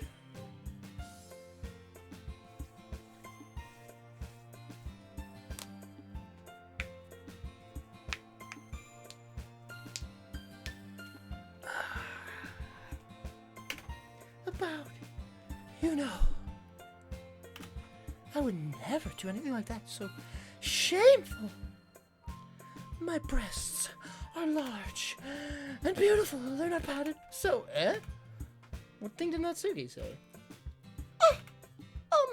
Well, never mind that. I'm going to make some tea. And I'm a double D. Good idea. Make enough for me, then make enough more for more than one person, okay? Yeah. Okay, everyone, it's about time for us to leave. How did y'all feel about sharing poems? It was a lot of fun. Well, I'd say it was worth it. It was alright. Well, mostly. Kilplix, how about you? Yeah, I'd say the same. It was a neat thing to talk about with everyone. Awesome. In that case, we'll do the same thing tomorrow. And maybe you'll learn something from your friends, too. So your poems will turn out even better. ... I think to myself, I did learn a little more about this kind of poem everyone likes. With any luck, that means I can do a better job impressing those I want to impress. And get what I want. I nod to myself with my newfound determination and my hormones. Kilplix, ready to walk home? Yeah, with Yuri. Push her out of the way. Sure, let's go. Sarah beams at me. It truly has been a while since Sarah and I have spent with this much time together. I wish it was Yuri instead. I hate Yuri, sorry. I can't really say I'm not enjoying it either. but I do. Sayori, about what happened earlier. What do you mean? You know, between Yuri and Natsuki. Does that kind of thing happen often? No. That's really the first time I've seen them fight like that. I promise they're both wonderful people. You don't hate them, do you? No, I don't hate them. I just wanted your opinion, that's all. I can see why they'd make good friends with you. Phew. You know, Kilplix, it's nice that I get to spend time with you in the club. But I think seeing you get along with everyone is what makes me the happiest. Oh, you'll be even happier when I get along with Yuri!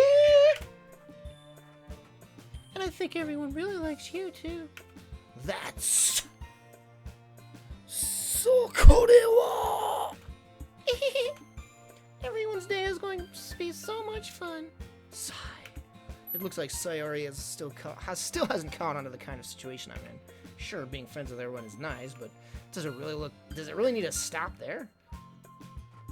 We'll just have to see what the future holds, Sayori. I pat Sayori on the shoulder. I said that more to myself than to her, but it's easy to use Sayori as an internal monologue sometimes. Okay, yeah, let's do this. Who's saying that? Meanwhile...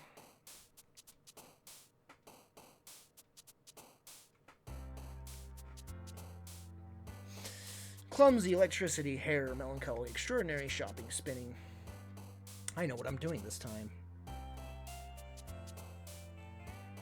Clumsy happiness, calm peace, extraordinary. No! Peace, pink, laugh, cloud, blanket, suicide, bliss, lollipop, inside. Gosh dang it.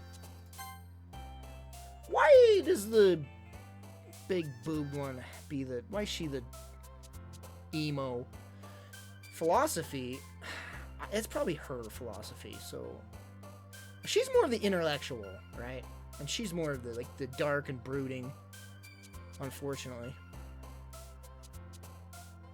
Tenacious, warm, starscape. Crimson, explode, wonderful. How's that powerful? Crimson. Passion, color, play, imagination, intellectual, secretive, hope. Passion? Oh, vanilla, promise, prayer, cry. It's doing the same thing, I just realized. These are the same things. Uncanny. Unstable. Unstable. She's so easy to find. Fantasy, right? No! She said she likes fantasy adventure as her favorite, and she all horror on the side. She's all horror. She's all horror and darkness. Tears. Wait, what? No! Why was Tears her? Rain, cloud, disaster. I need to read them all before I choose one. Variance, disaster. Disaster. Destiny, strawberry, quiet waterfall. Boop! Saying twirl, summer, nightgown. Nightgown. Please be nightgown. No! Misery, cheer. Meager. Don't love. Disown. Defeat. Wait, no, what? How come she shares the same things with her? Read them all, Austin. Gosh, read them all. Scars. Definitely scars. No! Piss off! Flower, jump, and control the Doki Doki. Oh, I should have saved it. Should I save scum this? I just realized I should save it.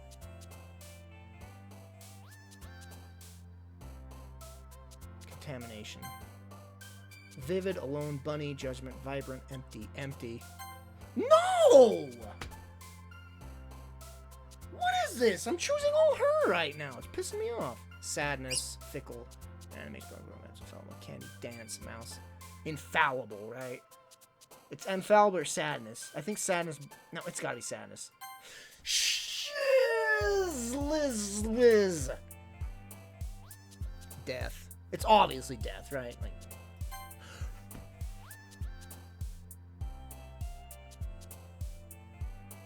give me a hug, man. Apparently it's my 2-month anniversary. Anniversary. Thanks for the 2 months, Joe Man Coop. I don't want her, and it's all been her. Are there auto saves in this game? I want to load. Dark, together, bubbles, bed, ocean, daydream, skirt. It's dark.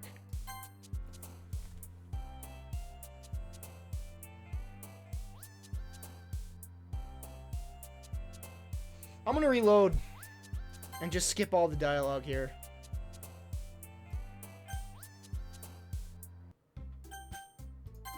Oh, you can skip. Ew.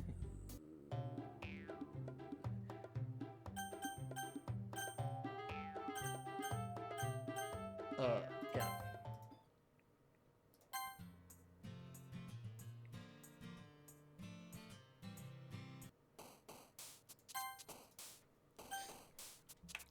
Alright.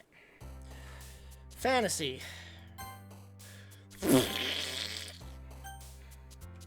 Silly, I'm save scumming like a son of a bee, but it lets me, so whatever. Alright. Inferno will be her, right? Yeah, okay. Infinite headphones, vitality, lazy whisper, alone, suicide, suicide's her. Night gun, waterfall, milk, scars, uncontrollable, hopeless, ambient, incurgent. Scars. She seems to be more about the sadness. Like, sadness, specifically. Hers is about, like, dark stuff, and hers is about sadness. So let's go hopeless. Dang it! Time, Valentine, Promise, Play, Death, Vanilla, Bliss, Rose, Death. Why are they so similar? This is pissing me off.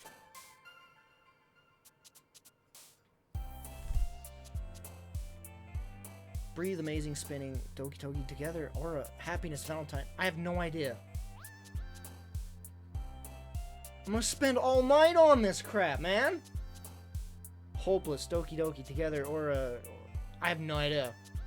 Amazing, maybe? Everything I target is her. Everything is her. I swear every single one. Empty is her. Marriage is her. Swimsuit is her. Freaking Lord. They're all her. Vivid. Yeah. I'm safe scumming it. That does it. I'm like legit just safe scumming like everything. Massacre is her. Okay. Save it. Oh my gosh. Heartbeat, Rainbow, Happiness, Memories, Uncontrollable. Oh, she's gotta be uncontrollable. Yeah. I don't even need to save scum now. I'm like on a roll here. Philosophy, Strawberry Bunny, Promise, Friends, Peaceful, Scars. Scars was her. Entropy. Yeah, okay. Oh, whoops. Empty, Shame, Explode will be her. Yeah. Yeah. Dude, she's so gonna murder everybody. Why am I choosing her? Horror. That's obvious. We're only on the fourth one? What? Seems like we've gone so... Misery will be her. No! What? It's starting over, I just realized. It's starting over. The loading is starting over the whole freaking thing. Okay, so you can't save scum this. I just realized it's starting the entire thing over. You can't save scum this. Depression. Son of a... Alright, Austin. Just get majority right, okay? Tears or sadness? Tears or sadness? Oh, it'll be unrestrained for sure. Okay. Depression. Hers are more feelings, okay? Grief. Disown. Disown. Disown. Frightening. Frightening. Frightening. Yeah. Forgive. Passion. Secret of disarray. Mouse. Covet. Yours. Cry. Daydream. Excitement. Disarray. Yeah, yeah. Waterfall. Pout. Romance. Electricity. Ribbon. Disoriented. Breathe. Promise. Treasure. Disoriented. Yeah. We're doing good. We're doing good. 5 of 5. Suicide. She was suicide, right? Like straight up suicide. Yeah. Love, Firefly, Sweet Journey, Fester. She was Fester as well. Why am I? This girl's so edgy, man. Insight, Laugh, Papa, Games, Peace, Playground, Play, Pure Milk, Judgment, Bum, Empty, Rose, Fatality, Vivacious, Desire, Pink, Essence, Captive, Hope, Family. Empty. Well, Empty might be her. Vivacious, probably. Yep. I got this. I can read her like a book. Horror? Oh my. Yes. Give me perfect scores. I don't even need to finish this test. Sensation. Crimson. Time. Intellectual. Unstable. Crimson. Definitely Crimson. This is like my freaking diary when I was like 15 years old. Like I just writing all this crimson. Darkness. Horror. My life is... Oh. Anime blanket, precious, vibrant, sticky, cute, nimble. Extra. Ooh, what is this? I don't know. Extraordinary, I guess? Oh, first one wrong. It's fine. Beauty, atone. It'll probably be atone. Proof, alone, poo, boop, vertigo, kiss, landscape. No, it's gonna be anger. I guess that makes sense. It's more of her style. Okay, party, fear. Fear. It's gonna be fear. Tragedy. Tragedy. Maybe tragedy. Despise, though. Tragedy, despise, or fear. I'd say fear, but she's more on the emotional side. So. Tragedy. No! Dazzle, unending. Shopping, loud, meager. Nightgown, anxiety, ocean, vibrance, fickle. Unending. Yeah. Lipstick, puppy, massacre. Pfft. Well, we know what this is. This is the story of the game. She's gonna massacre everybody. Hurt. Pfft. Do I even need to... Oh, there's graveyard, though. There's unrequited as well. Graveyard. Yeah. Smile, happiness, holiday, amazing music. Death. Pfft. Whoa, she was death? Excuse me? These two are so similar. They're both little edgy teens. Gothy little emos. Melancholy. Ooh, melancholy would be her. Infallible. That's gonna be her. Yeah. Fun, chocolate, flower, hop. Determination, awesome. Misfortune. Oh, you piss of crap. Piss of crap. Uncontrollable, clumsy, philosophy, fleeting, quiet, dream, broken, agonizing. Oh. Ah! I think I got majority her anyway, so it's fine. Another day passes, and it's time for the club meeting already. Alright, we'll save it here, I guess. How many save slots are there? Just these? Yeah, looks like it. Gotten a little more comfortable here over the past couple days. Entering the club room, the usual scene greets me. Hi, Kilplix. Yo, Sarah. Looks like you're in a good mood today. I'm just still not used to be seeing you in the club, that's all. I see. That's a pretty simple thing to get you in a good mood, but I guess it's always simple things with you always. Anyway. Speaking of which, I'm kind of hungry. Will you come with me to buy a snack? No, thanks. So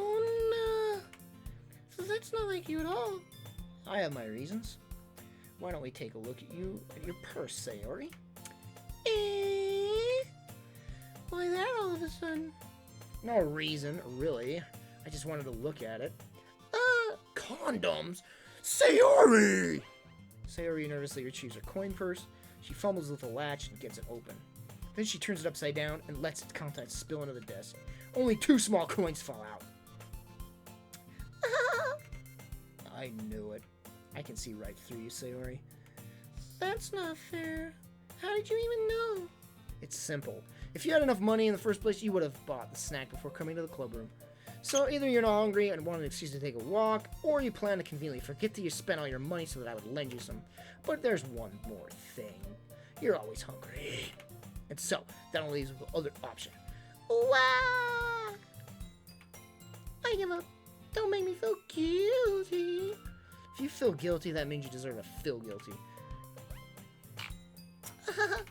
Yuri suddenly giggles. I didn't notice that she was listening. I didn't notice she was listening. Oh, is that me? I didn't notice she was listening to me. Her face is in her books as always. I wasn't listening or anything. I was just something in my book. Yuri! Tell Kilplix to let me borrow some money. Don't get me involved like that, Sayori. Besides, you should only buy what you can responsibly afford. And frankly, after pulling a mischievous little stunt like that, your suffering is fair enough retribution. ...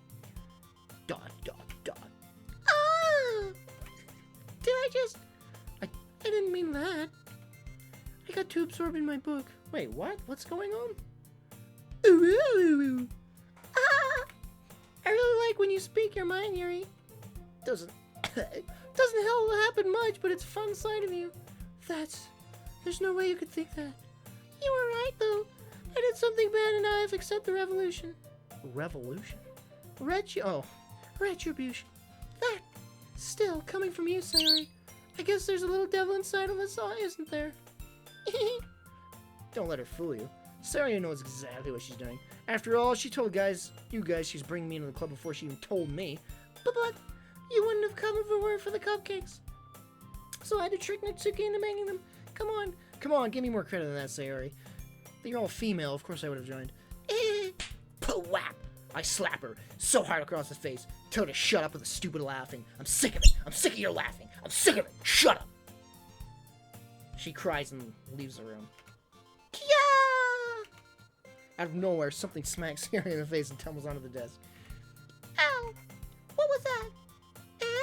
A cookie? Sure enough, it's a giant cookie wrapped in plastic. Sayori glances around. Is this a miracle? It's because I paid my restitution. Retribution. Actually, that one almost worked. I was just gonna give it to you, but then I heard you blab about cupcakes. It was totally worth seeing your reactions, although... Ha! Natsuki, that's so nice of you. I'm so happy. Sayori hugs the cookie. It crumbles and falls to the floor. And then she starts eating it off the floor like a dog. Jeez, just eat it. Sayori rapidly tears open the wrapper and takes a big bite. So good. A moomph. Sayori suddenly clasps her hands over her mouth. I bit my tongue. Itayo. You're going through a lot over just one cookie. Natsuki takes a bite of her own cookie. Oh, this looks really good too, Natsuki. Can I try it? Jeez, beggars can't be choosers. But yours is chocolate. Yeah, why do you think I give you that one? Fine. Still, I'm really happy you shared this one with me. Sayori gets out of her seat and goes back to Natsuki and wraps her arms around her. Oh, jeez. I get it. Cookie still in hand, Natsuki reaches to nudge Sayori off her chest. Oh. Why did I say chest? Nudge her, Sayori off her. Captain Obvious, thanks for the follow. Sayori suddenly leans down and takes a bite of Natsuki's cookie. What a beep! Hey! Did you seriously just do that? Ooh. Mouthful, Sayori trots away to safety. Yuri and I laugh as well. Jeez, you're such a kid sometimes. Monica, can you tell Sayori? Natsuki glances around. Monica isn't in the club room. Where's Monica anyway? Good question. Have any of you heard anything about her being late? Not me. Yeah, I haven't either. That's a bit unusual. I hope she's okay. Of course she's okay. She probably just had something to do today. She's pretty popular after all. You don't think she has a... I wouldn't be surprised. She's probably more desirable than all of us combined. That's true. Excuse me? Suddenly the door swings open. I have a hard time getting her voice down every time she does it. Stop! You're being so annoying right now. Hey, sorry, I'm super late. I'm sorry, super sorry. Ah, there you are. I didn't mean to be late. Hope you guys weren't worried or anything. Monica chose the club over her boyfriend after all. You're so strong-willed. Boyfriend? What on earth are you talking about over there? Monica quizzically glances at me. Never mind that. What held you up anyway? Well, my last period today was study hall. To be honest, I kind of just lost track of time. Yuck. That makes no sense, though. You would have heard the bell ring at least. I must not have heard it since I was practicing piano. Piano? I wasn't aware you were playing music as well, Monica. I don't really. I kind of just started recently. I've always wanted to learn piano. That's so cool. You should play something for us, Monica. Monica looks at me. Maybe once I get a little bit better, I will. Yay! That sounds cool. I'd also look forward to it. Is that so? In that case, I won't let you down, Kilplix. Monica smiles sweetly. I didn't mean any pressure or anything like that. Yeah, don't worry. I've been practicing a whole lot recently, and I'd really love to share some once I'm ready. I see. In that case, best of luck. Thanks. So, I didn't miss anything, did I? Not really. I choose to leave out Sayori's mischievous escapade. I'm sure Natsuki will end up complaining to her anyway. It looks like everyone has already settled down. Sayori somehow already finished her entire cookie. Yuri is back to her book, and Natsuki appears in the closet. Disappeared into the closet. Hey, Yuri. Eh? Ah! I suddenly noticed that Yuri is reading a different book from the one we've been reading together. Sorry, I didn't mean to interrupt. Ah! No. I was kind of just waiting for you. If that's the case. The combo breaker! Why don't we go ahead and get started? Yes, let's. Actually, I have a request. Do you mind if I make some tea first? Not at all. Thanks very much. If there's one thing that can make my reading time here any better, it's a nice cup of tea. Not to mention for yourself as well. Yuri stands up and makes her way to the closet. I follow and watch as she retrieves a small pitcher from the shelf, the kind with a filter inside. Can you hold this for a second? Sure. Yuri hands me the water pitcher and also fetches an electric kettle. I'm going to plug this into the teacher's desk, and then we'll get some water. She walks past me and sets the kettle down on the teacher's desk. I simply watch her movements. To my surprise, the way she moves really contrasts her speaking mannerisms.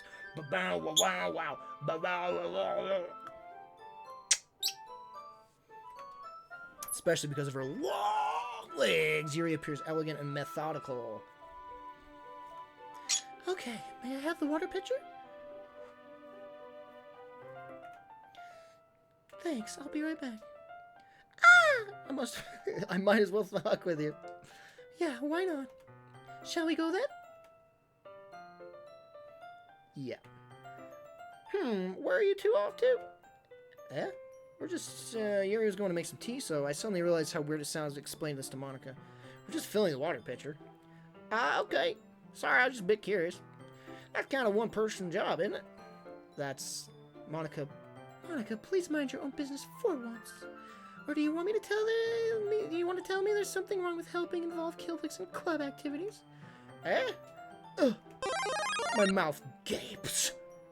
Diamond Ninja, thanks for the follow. I'm Diamond. Let's do this. I suppose there's nothing wrong with that.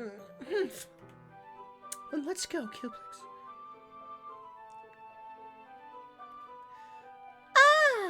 Yuri quickly exits the room, and I follow. Holy crap. Once in the hallway, she suddenly pulls her forehead against the wall. I spoke without thinking. How can I say something like that? Yuri. Something about the way she said that. It made me feel so... She's gonna murder everybody.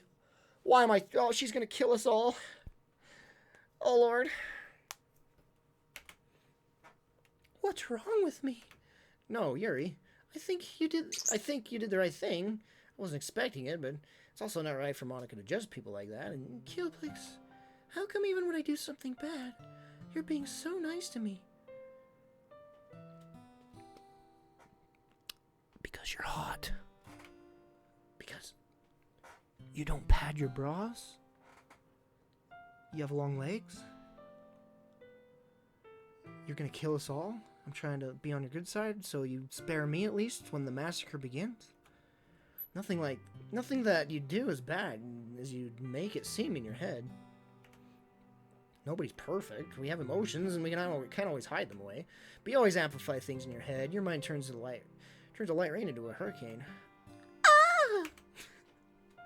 No. Wouldn't you hate me for something as terrible as that? Why would I hate you? I can't hate someone for having emotions. What kind of friend would do that? Friend, you say? Yuri leaves her head. Kilplix, I really like being friends with you. It's two ahs in a row. It's A. Thanks, Yuri. I like being friends with you, too. I feel kind of awkward saying something like that. But I'm doing my best to help Yuri feel better. Anyway. Yeah. Shall we go? Yeah. Yuri and I walk to the nearest water fountain. Once we fill up the water pitcher, we return to the classroom. Kilplix, do you like oolong tea? Yeah. Anything is fine. Very well. Yuri says the temperature of the kettle is 200 degrees. The school burns down, we all die. The end. Now it's time to get the teapot. You really do this properly, don't you? Of course. I shouldn't do any less when I'm making tea for others. Even if I'm not an expert on tea or anything? Phew, phew. In that case, you'll only be be even more impressed. Ah! Perhaps I will. Yuri fetches the teapot and begins measuring the tea leaves.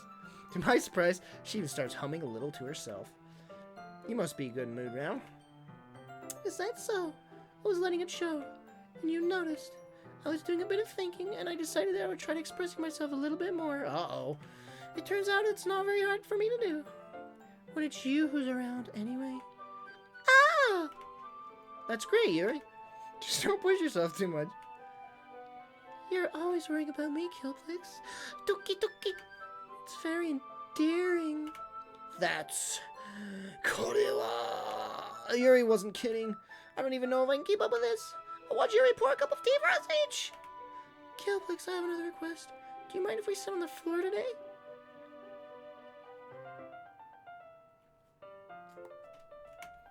Yeah, why's that?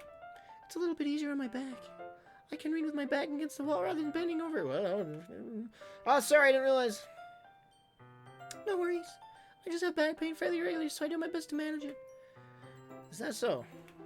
I wonder why that is. It's most likely because of my...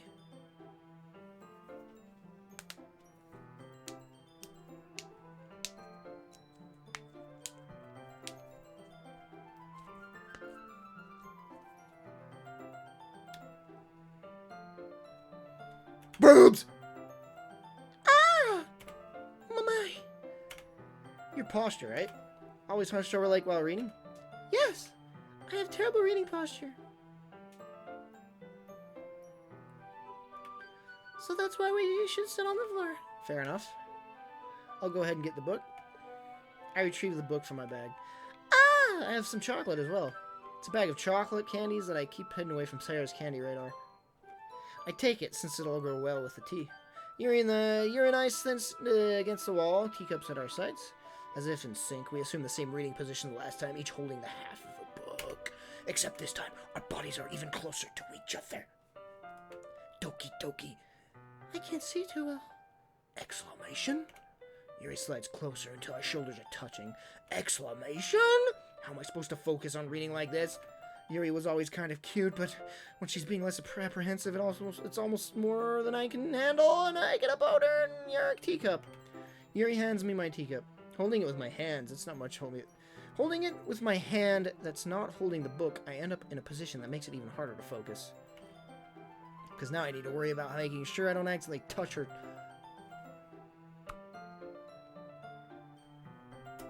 Meanwhile, Yuri has noticed a single thing. She wears her intense reading expression. I can only presume the world around her has faded away. I use all my willpower to focus on reading. ... After a few minutes, I finally manage to touch her chest.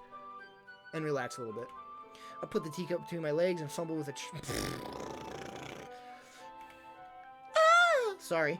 I briefly let go of the book and finish opening the wrapper. You can have as much as you want. Ah! That's okay. I won't take any. Yeah? Are you sure? Well, if I touch it, then it might get smudges on the pages. Oh, if I touch it, it might get smudges on the pages. Ah! You're right. I didn't even think about that. My bad. No need to apologize. I'll hold the book, okay? Are you sure? Of course. Yuri opens the book with both hands. She holds it so that I don't have any harder of a time reading from it. But as a result, her left arm is practically resting on top of my... Well, in that case... Yuri is already totally focused on reading again. I take a chocolate candy and pop it into... Then I take another chocolate and I hold it to Yuri. She doesn't even look away from the book. She simply parts... as if the situation was completely natural. But that means I can't stop here. I presently press the chocolate in her mouth. Just like that, Yuri closes her lips. Yuri's expression suddenly breaks. Did I just... Yuri looks at me like she needs to confirm what just happened. Kilplix. Sorry? I guess I shouldn't have done that. Ah, that's... Well, you were just helping. That's something that friends do. Right? I mean, your hand's on my leg, and narrowing my crotch. So yeah, that's what friends do. Not really in this kind of context, but yeah, that's all it was. Yeah, then you don't need to stop or anything. I see. The situation has gotten really tense. Yuri tries to return the book, but I can tell just by expression that even she can't focus now. My heart is Doki Dokiing. I nervously take another chocolate between my fingers, but this time Yuri's eyes meet mine. Dot. Dot. Dot. I'm gonna replay this scene over and over again. It's gonna be so hot. How did it even come to this? Yuri doesn't avert her gaze. Yuri doesn't avert her gaze. I notice her chest rising and falling to the rhythm of her breath. Also, I notice her chest because she got really big boobs. I raise my arm. Ah! Like before, Yuri parts her lips. But it's different this time. I take the chocolate and place it in her mouth. I feel her hot breath on my fingers. Okay, everyone. Ooh, ah! Ah! Ah! Yuri jolts back. It's time to share poems. Kilplix, can you help Yuri put the tea stuff away, right? Yeah, of course. Okay, thanks. The spell is abruptly broken. Oh, I'll take care of the cups. Let me take care of the cups. Please. Yeah. Yuri picks up the teacups from the floor. I pick up the bag of chocolates. In the end, we hastily clean up without much of a word between us. I get the feeling this is something neither of us will have the courage to bring up. Who should I show my poem to first? Yuri's cup size is ah. Yuri's cup size is ah. That's funny. Let's see what you've written for today. Oh, oh. Yuri stares at the poem with a surprised expression on her face. Do you like it? Kilplix, this one might even be better than yesterday's. How did you even pick up on this so quickly?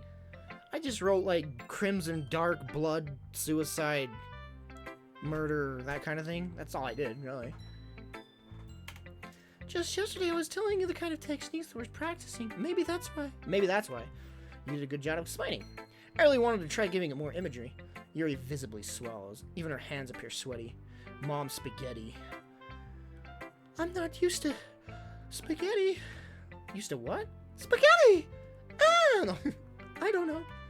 It's fine, take your time. Yuri breathes and collects her thoughts.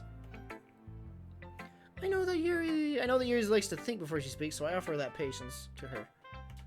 Yeah, just being appreciated like this, I guess. It probably sounds really stupid, but seeing someone motivated by my writing just makes me really happy. Are you saying you've never shared your writing before? Yuri nods. Really? I don't believe it. I really only write for myself, and besides, people would just laugh at me. Do you really think that? Again, Yuri nods. Huh. Even your close friends? ... Yuri doesn't respond to that. I wonder why. Anyway, do you want to share the poem you wrote today? Yeah, I do. If it's with you. The raccoon. It happened in the dead of night while I was slicing bread and heads for a guilty snack. My attention was caught by the scuttling of a raccoon outside my window. That was, I believe, the first time I noticed my strange tendencies as an unordinary human. I gave the raccoon a piece of bread, my subconscious well aware of the consequences, well aware that the raccoon that is fed will always come back for more. The enticing beauty of my cutting knife was a symptom. The bread, my hungry curiosity, the raccoon's urge. Calm down now. The moon increments its phase and reflects that much more light off of my cutting knife, the very same light that glistens in the eyes of my raccoon friend. I slice the bread, fresh and soft. The raccoon becomes excited. Oh my gosh. Or perhaps I'm merely projecting my emotions onto the newly satisfied animal. She's a furry! She's a furry! I've been going after the wrong girl this whole time.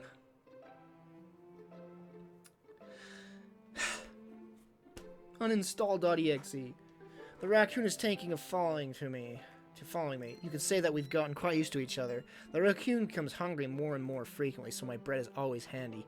Every time I brandish my cutting knife, the raccoon shows me its excitement. A rush of blood. Classic. What the frick? Pavlovian conditioning. I slice the bread, and I feed myself again. Actually, that looks more like she's gonna cut the raccoon up.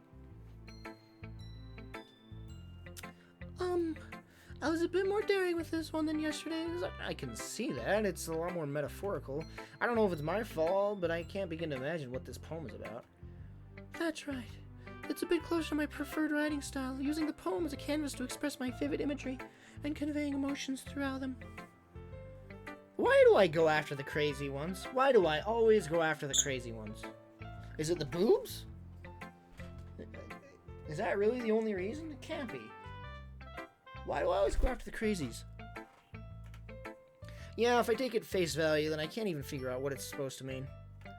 Well, I think it's something that different people can relate to in their own way. I wanted to express the way it feels for me to indulge in my more unusual oh my lord. Holy frickin' lord, oh my gosh, I'm uncomfortable, I'm not okay. She murders animals, she chops animals up with knives, this isn't okay. She's killing us all, we're all dead. It's those sorts of things that I'm usually forced to keep to myself, so I sometimes enjoy writing them. Maybe I'm opening her up so there'll be no killing in the end, right? Why do you keep them to yourself? Because they're embarrassing. And people would make fun of me. Don't you have anything like that, Kilplix? Well, yeah, I guess I do. I feel like everyone has a little something like that. The best we can do is respect each other and our individualities. Even if it's difficult sometimes and some things make us uncomfortable. After all, if I hadn't learned to embrace my awareness, I would have probably hate myself. I might be ranting a little bit now, but I'm glad that you're a good listener. You're good at a lot of things. You're good at a lot of things.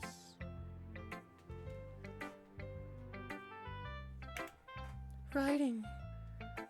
Listening. There really aren't many people like you, Kilplix. Well, that's exaggerating a little bit. It's just how I feel. I never thought I would be so uncomfortable sharing my writing. But now I always feel like I look forward to it. It's just a really nice feeling. And you're to thank for that. It's nothing, really. Yuri smiles sincerely at me. For just a moment, her timidness seems to disappear. Who should I show my poem to next? Get the voice ready. Oh!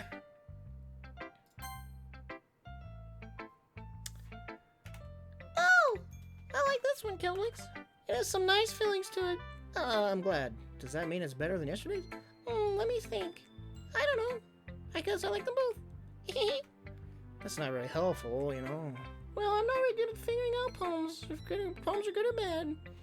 But that's why I just go by my heart. If it makes me feelings, then it must be a good poem. I'm not sure that's exactly how it works, and again, I guess conveying feelings is a pretty important part of this whole thing. Yeah, maybe. Honestly, I don't even know what kind of writing you like in the first place. Yeah, me neither. Why don't you at least try giving it some thought? Oh, you want to write something with me? That's so sweet. Yeah, puberty. Yeah, right. But you're always thinking about other people. You need to think about yourself once in a while. If you don't, you might end up getting hurt at some point. Well, I don't really know what you mean, but I'll keep it in mind. Well, anyway, let's see. I guess I really like happy poems. Wait. Sometimes I like sad poems too. Sometimes a little bit of both. There's a word for that, right? What's the word when we're bittersweet? Yeah. Well, I mean, bittersweet. Yeah, I like the things are happy and things are sad. Happy and sad. I can't see you liking something sad, Sayori. Well, I like happy most, but sometimes when you have a little rain cloud in your head, a sad poem can help give a rain cloud a little bit of hug. And make a nice happy rainbow. Sayori, that's unexpectedly poetic. Yeah, it is. Maybe I'm getting better at expressing my feelings after all. Thanks, Kilplix. I just gonna write that down then. You can read my poem now, okay? Bottles I pop off my scalp like the lid of a cookie jar. It's the secret place where I keep all my dreams. Little balls of sunshine all rubbing together like a bundle of kittens. I reach inside with my thumb and forefinger and pluck one out. It's warm and tingling. Good frickin' lord! Whoa! But there's no time to waste. I put it in a bottle to keep it safe. And I put the bottle on the shelf with all the other bottles. Happy thoughts, in bottles all in a row. My collection makes me a lot of friends. Each bottle is starlight to make amends. Sometimes my friends feel a certain way. Down comes a bottle to save the day. Night after night, more of dreams. Friend after friend, more bottles. Deeper my fingers go, like exploring a dark cave, discovering the secrets hiding in the nooks and crannies, digging and digging, scraping and scraping. I blow dust off my bottle caps. It doesn't feel like tiny laps. My feelings sus. My empty shelf could use some more. My friends look through my locked front door.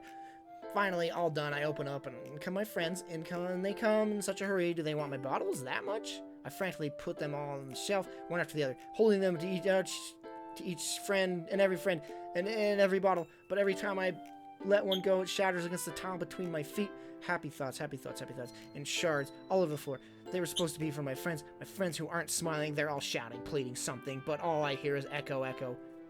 Is she the killer? Good lord! Holy frick! Holy crap! Holy crap! Sayori, did you really write this? Of course I did. Didn't I tell you yesterday I was gonna write the best poem ever? Yeah, but, I mean, I didn't expect something like this coming from you. Monica taught me a whole lot. And I've been really in touch with my feelings recently. I see that. It's almost kind of creepy. Creepy? Well, not exactly. Maybe because I'm so used to you being so cheerful. Well, never mind. I'm thinking too hard about it. The point is, it came out good, so you should be proud of it. Oh, thanks. I feel like I was meant to express myself this way. Here's how I express myself. It even helps me understand my own feelings a little better. Writing is like magic. You've gotten pretty passionate about this, huh?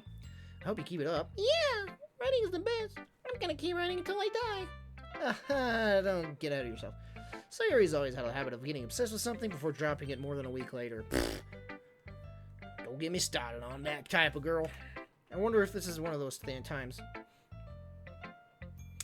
But seeing the passion in her eyes makes it hard for me to be pessimistic. Who should I show my poem to next?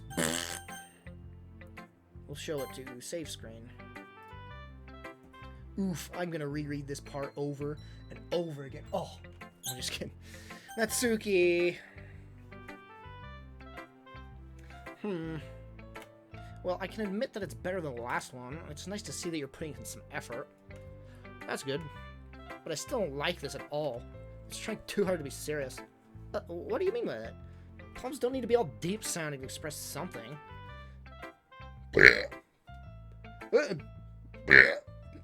That's her, by the way, burping. It's going to just sound like you're forcing it unless you really don't suck at it. Honestly, don't bother writing a poem like this until you're on Yuri's level. Natsuki stopped short all of a sudden. Just don't tell me. Eh? You're not just trying to press Yuri, are you? What are you talking about? Keep your voice down. You know Yuri would love this angsty. Just because she's a talented writer doesn't mean, I mean, woo. Looks like I'm in trouble. I somehow struck a nerve, though what I did is beyond me. I am so done with you. Natsuki shoves the poem I handed back, over to me. Take your stupid poem. If you wrote it for someone else, just don't show it to me. Ouch. This is what I get for letting a younger girl step into my business. Unless I was a mind reader, I was destined to be the world of pain from the start. At least Natsuki wasn't really the girl I was trying to impress in the first place.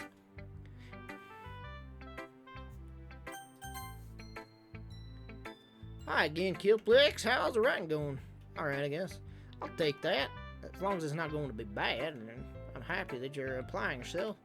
Maybe soon you'll come up with some masterpieces or something like that. Haha, wouldn't count on that. You never know. Want to share what you wrote for today? Sure, here you go. I give my poem to Monica. Alright, this one's good. It feels like you're not only letting more comfortable with your style, but the imagery is better than the last one I read. Just wondering, have you been finding inspiration in your writing style, or Inspiration in her boobs or something like that? I guess so. You can't deny that she's talented. You can't deny the talent. You can't deny that talent she's got on her chest. Yeah, totally. I think her poems are the most romantic. Romantic? That's the best way to describe it. She's like a totally different person when she picks up a pen. I noticed that too. Or when she's talking about, or that's me. Or when she's talking about literature, it's like a light turns on her side of her. Sadly, it's hard to get much personal conversation out of her. Trust me, I've tried. Who knows what goes on in that head of hers? I hope you don't mean that in a bad way. No, of course not. I just mean that I wish she didn't keep so much to herself. Still defending her like that? You must be pretty into her, yeah? Huh? You completely misunderstood. Yeah, calm down, I'm kidding. Besides, I'm pretty sure she's already got a boyfriend. Wait, really? Yeah, a fictional one anyway. Monica kind of whispers that last part to me. It's just a hunch, but, well, there's not really anything wrong with that. Oh, well, you know, I was just saying. But anyway, you know what, to read my poem now? I like the way this one turned out, so I hope you do too. Alright, let's take a look. Save me, the colors, they won't stop. Bright, beautiful colors, flashing, expanding, piercing, red, green, blue, an endless cacophony of meaningless noise. The noise, it won't stop, violently grating, waveforms, squeaking, screeching, piercing, sine, cosinine, tangent, like playing a chalkboard on a turntable, like playing a vinyl on a pizza crust, an endless poem of meaningless. Load me.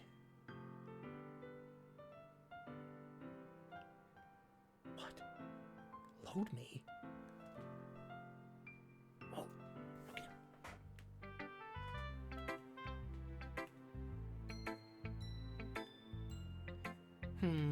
It's even more abstract than your last one. Oh, yep. I guess it's just the way I write. I'm sorry if you don't like it. No, I never said that. It's just the kind of thing. It's just the kind of thing I've never really seen before, I guess. I kind of like playing with my space on paper, choosing where and how I space your words can totally change the mood of a poem. It's almost like magic. The way I wrote the lines really short makes it feel like they're trying to speak over the noise. See, it's still hard for me to tell what it's about, though. Oh, yuck. Sometimes asking a poem what it's about isn't really the right question. A poem can be as abstract as a physical expression of feeling. Oh, it's time for bed for Jinjo.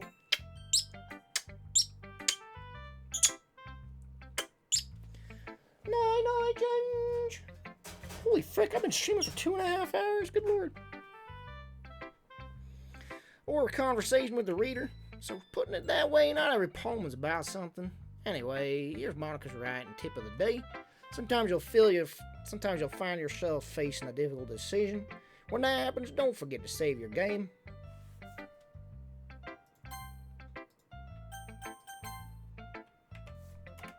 You never know when you might change your mind, or when something unexpected might happen.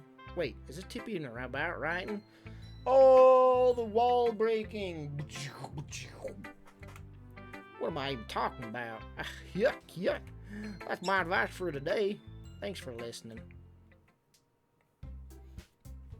Okay, everybody. We're all done reading each other's poems, right? I have something extra planned today, so everybody can come and sit at the front of the room. Is this about the festival? Well, sort of. Do we really have to do something for the festival? It's not like we can put together anything good in just a few days. We'll just end up embarrassing ourselves instead of getting any new members. That's a concern of mine as well. I don't really do well with the last minute preparations. Don't worry so much. We're going to keep it simple, okay? We don't need much more than a few decorations. Sayori has been working on posters, and I've designed some pamphlets we can give out during the event. Okay, that's great and all, but doesn't that just tell us what we're actually going to be doing for the event? Sorry, I thought you heard about it already. We're going to be performing. Monica? Yeah, we're going to be having a poetry performance. Each of us are going to be choosing a poem to recite during the event. But the cool part is, we're also going to let anyone else come up and recite poems too. Sayori's putting it on posters in case anyone wants to prepare ahead of time. Sayori, who's been coloring a poster, holds it up for us to see. Are you kidding me, Monica? You didn't already start putting these posters up, did you? Well, I did. Do you really think that's a bad idea? Well, no. It's not a bad idea, but I didn't sign up for this, you know. There's no way I'm going to be performing in front of a group of people like that. I agree with Natsuki. I could never in my life do something like that. Imagining it, Yuri shakes her head in fear. Guys! No. Sayori, I understand where they're coming from. Remember that Natsuki and Yuri have never shared their poems with anybody until just a couple of days ago. It's a lot to ask for them to recite their poems and all out loud to a whole bunch of people. I guess I kind of overlooked that, so I'm sorry. But I still think we should give it our best. We're the only ones responsible for the fate of this club. If we start the event and each of us put a good performance, then it will inspire others to do the same. And the more people who perform, the better we'll be able to show everyone what literature is all about. Literature is all about. Yeah, it's all about expressing your feelings, being intimate with yourself, finding new horizons, and having fun. That's right. And it's those reasons that we're all in this club today. Don't you want to share that with others? To inspire them to find the same feeling that brought you here in the first place? I know you do. I know we all do. And if all it takes is standing in front of the room with 2 minutes and reciting a poem, then I know you can do it. Alright, Jinjo, putting the blanket over your dumb old head since you're not shutting up.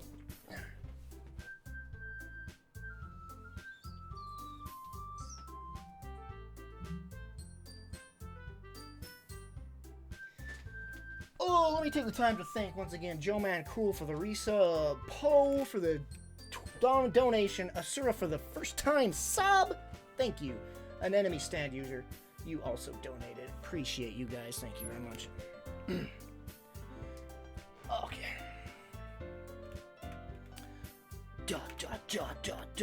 Natsuki and Yuri remain silent. Sayori looks worried. I guess that leaves me no choice. I agree. I don't think it's too much to ask. I think that Sayori and Monica has been trying really hard to get new members. The least we can do is help them out a little bit. Well, maybe, but it looks like Natsuki doesn't have any argument left. Okay, fine. I guess I'll just have to get it over with. Alright.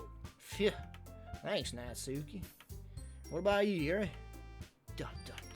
Yuri dejectedly glances around at everyone else's expectant faces. I guess I don't really have a choice, do I? Oh, that's everyone.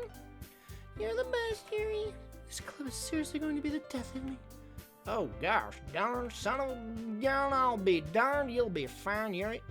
But anyway, let's move on to the main event. I want each of you to choose a poem for yourself. We're going to practice reciting them in front of each other. No way. Monica, this is too sudden. Well, if you can't recite your poems in front of the club, how do you expect to do it in front of strangers? Oh no. Don't worry. I'll start off to help everyone feel a little bit more comfortable. Comfortable. Can I go next? Yeah, of course. Now, let's see. Monica flips through her notebook to the specific poem she has in mind for herself. She then stands behind the podium. The title of this poem is The Way They Fly. Here. Monica begins reciting her poem. Her clear, confident voice fills the room. More than that, her inflection is pristine. She knows exactly how to apply emotion behind each line. She recites, bringing the words to life with her flippant southern accent. It just makes it even better. Is this something she's done before, or is she simply a natural? I glance around me. Everyone has their eyes on Monica. Sayori looks amazed. Yuri has an intense expression on her face that I don't understand. Finally, Monica finishes the recitation. The four of us applaud. Monica takes a breath and smiles. That was so good, Monica. Yuck. Thank you very much. I was just hoping to set a good example is all. Are you ready to go next, Sayori? I'll go next. Oh wow, Yuri's fired up all of a sudden. Yuri clutches a sheet of paper between her hands and stands up. Keeping her head down, she walks quickly over to the podium. This poem is called... Yuri anxiously glances at each of us. You can do it. You can do it, Yuri. It's called Afterimage of the Crimson Eye. Yuri's voice shakes as she starts to read a poem. Just a moment ago, she practically refused to do this. Why is she suddenly putting in so much effort? As Yuri gets past the first couple of lines, her voice changes. It's almost like what happens when Yuri gets absorbed into her books. Her quivering words transform into the sharp syllables of a fierce and confident woman. The poem is full of twists and turns and structure that she enunciates with perfect timing. This must be a rare glimpse into what the whirling fire Yuri keeps concealed inside of her. Yeah. Suddenly, she's finished. Everyone is stunned. Yuri snaps back into reality and glances around her as if she's bewildered even herself. It's up to me to save this situation. I'm the first to start applauding. Everyone joins me afterwards and we give Yuri the recognition she deserves. It's not that we didn't want to applaud for her, but we were caught off guard that we must have forgotten. As we applaud, Yuri holds the poem to her chest and rushes back into her seat. Yuri, that was really darn tootin' good, I'd say. Gosh darn it. Thank you for sharing. Looks like Yuri's down for the count. Okay. I guess I'm next then. Oh, Lord. Sayori hops out of her chair and cheerfully walks to the podium. This one's called My Meadow. Ah! There it is. Ah! Sorry, I giggled. Sayori. Sayori. It's a lot harder than I thought. How did you guys do it so easily? Try not to think of it like you're reciting to other people. Imagine when you're reciting to yourself like in front of a mirror in your own head. It's your poem, so it'll come out the best that way. I see. Okay then. Sayori begins her poem. Somehow it feels like her soft voice was made as a perfect match. The poem isn't aimlessly cheery like Sayori is. It's serene and bittersweet. If I were to read this on paper, I probably wouldn't think much of it, but hearing it come from Sayori's voice almost gives it a whole new meaning. Maybe this is what Sayori meant when she said she likes my poems. It's like I get to reach more deeply into someone I thought I knew through and through. Sayori finishes, and we applaud. I did it!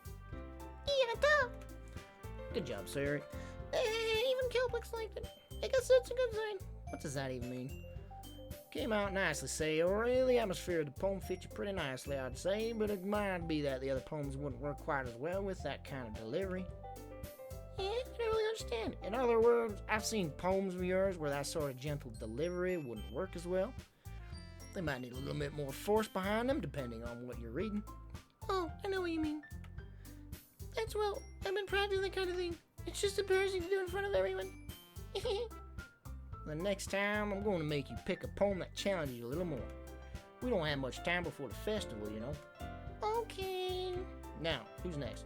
Natsuki? Don't make me go before Kilplix. It's not like I can compare to you guys anyway. Might as well let Kilplix lower everyone else's standards a little before I have to do it. Natsuki. It's fine. I might as well get it over with. But it's not like I have much of a selection to read, of what to read. I'll just have to go with what I wrote today. I stand up and step in front of the podium. Everyone has their eyes on me, making me feel terribly awkward. I recite my poem. Since I'm not exactly confident in my own writing, it's hard to put every energy into it. Despite that, once I finish, I receive applause anyway. Sorry, I'm not really good at this as everyone else. Don't worry about it so much. I think it's less about your abilities and more about your lack of confidence in your writing.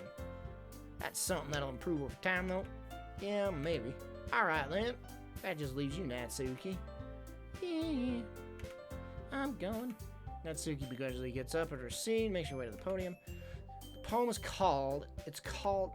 Why are you all looking at me like that? Because you're presenting. Oh, because you're presenting? Anyway, the poem's called Jump. Natsuki takes a breath. Once she starts reciting the poem, her sour attitude disappears a little. Well, she's a little unenthused. Her poem has a rhythm and rhyme to it. It's Natsuki's trademark style, and it works surprisingly well when spoken aloud. The words feel like they bounce up and down as if giving life to the poem. Natsuki finishes, and everyone applauds. She huffs back to her seat. That wasn't so bad, was it? Easy for you to say. You'd better not make me do that again. Well, do you at least feel prepared enough to recite a poem in front of other people? I mean, doing it in front of other people would be way easier. I can put on whatever face I want on for other people, but when it's just my friends, it's just embarrassing. That's a surprise, Natsuki. I think it would be better the other way around for me. Well, that's just how it is, so... Well, I guess in that case, you don't have much to worry about for the festival. Like I said, I want to thank everyone for coming through. It might be hard, but I hope that you all have an idea of what it's like now. Make sure you pick a poem and get in a practice before the festival, okay? It'll make pamphlets, so let me know ahead of time what you'll be reciting. Jeez, I should probably find some other poem to recite instead. That's fine too. It doesn't have to be your own. I'm already pleasantly surprised you'll be putting all this effort into the club. It makes me really happy. Yeah, no problem. Okay, everyone. I think that's about it for today.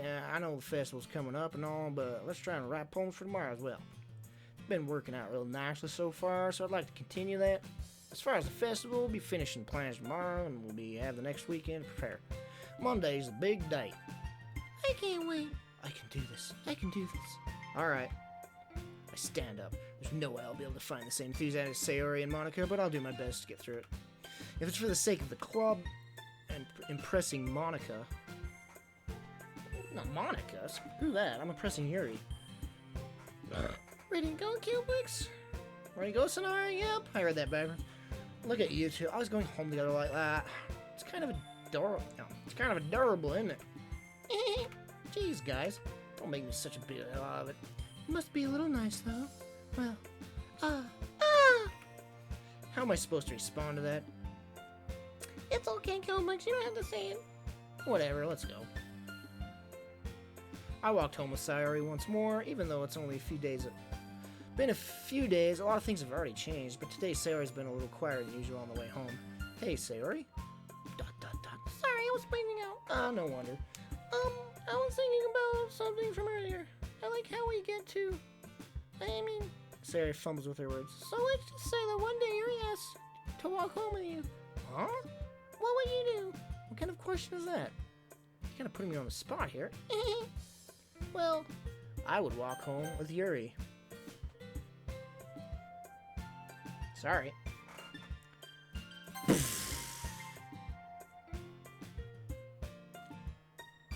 Sorry. Why does the thought of that make my heart pound? I mean, given how hard it is for her to socialize, it flew off with turning her down, so... Isn't she so beautiful and smart? That has nothing to do with what I just said.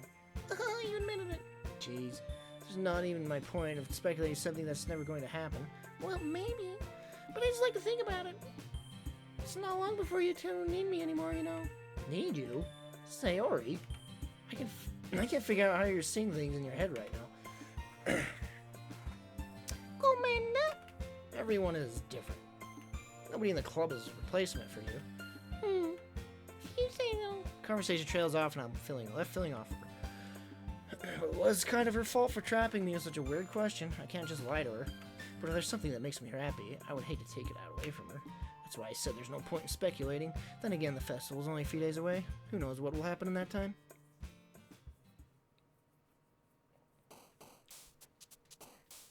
Alright, my voice is shot. Alright, that's my most recent save.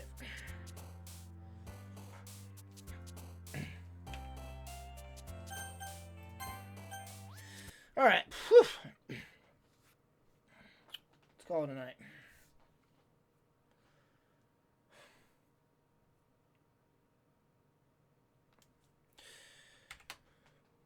Oi.